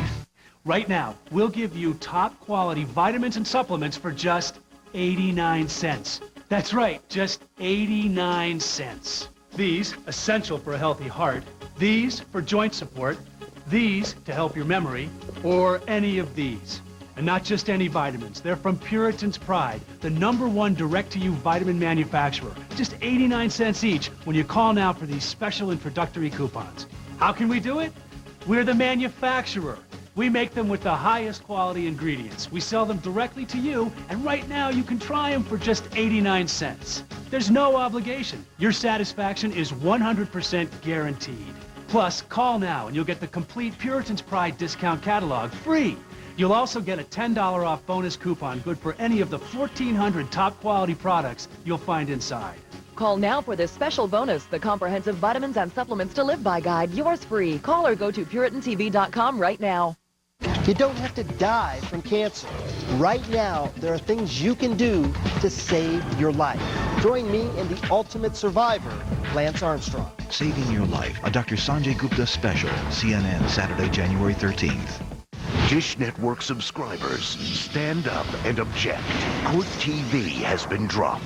You've lost the only network that covers the daily live courtroom drama. The only network of today's biggest trials. This is our expertise. And the primetime destination for exciting crime and justice entertainment. This sounds like a very personal attack. Dish Network subscribers, don't stand for this injustice. Get Court TV by calling 1-800-710-1922. Closed captioning provided by Head On. Head On applied directly to the forehead. Head On. Apply directly to... Head on. Apply directly to the forehead. Head on. Apply... Head On. I hate your commercial, but I love your product. Head On is available without a prescription.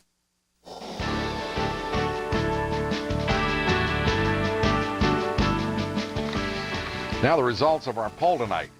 94% of you do not believe companies that do business with nations that sponsor terrorism should be allowed to be listed on the New York Stock Exchange. 6% disagree. Time now for more of your thoughts. Paul in Ohio. I have an idea to keep the 2 border agents out of prison. Have them move into that church that's protecting the illegal alien from being deported. The government doesn't seem to want to enter that church. And Ronald in Wisconsin, dear Lou, like many Americans, I also called the U.S. District Attorney in President Bush's office related to the irresponsible handling of the 2 Border Patrol agents, Ramos and Campion. But then, Lou, I had this thought. I'm calling the wrong offices. I should be calling President Felipe Calderon in Mexico, since he's in charge of Washington policy. Do you have his number? Well, we do, but we haven't been able to get through on that line, so maybe you'd like to try another. Lisa in Minnesota. Lou, how can anyone in Washington, D.C. even consider paying Social Security benefits to illegal aliens? What do these people in Washington represent? And Lucy in Illinois wrote my favorite email of the evening. She has the most important and sensible response to all the furor over Congressman Keith Ellison's choice to be sworn in using the Koran. She writes, Dear Lou, our do-nothing legislators make me mad as hell. Yet again, they waste time and energy in what book a new legislator should use for a swearing-in ceremony.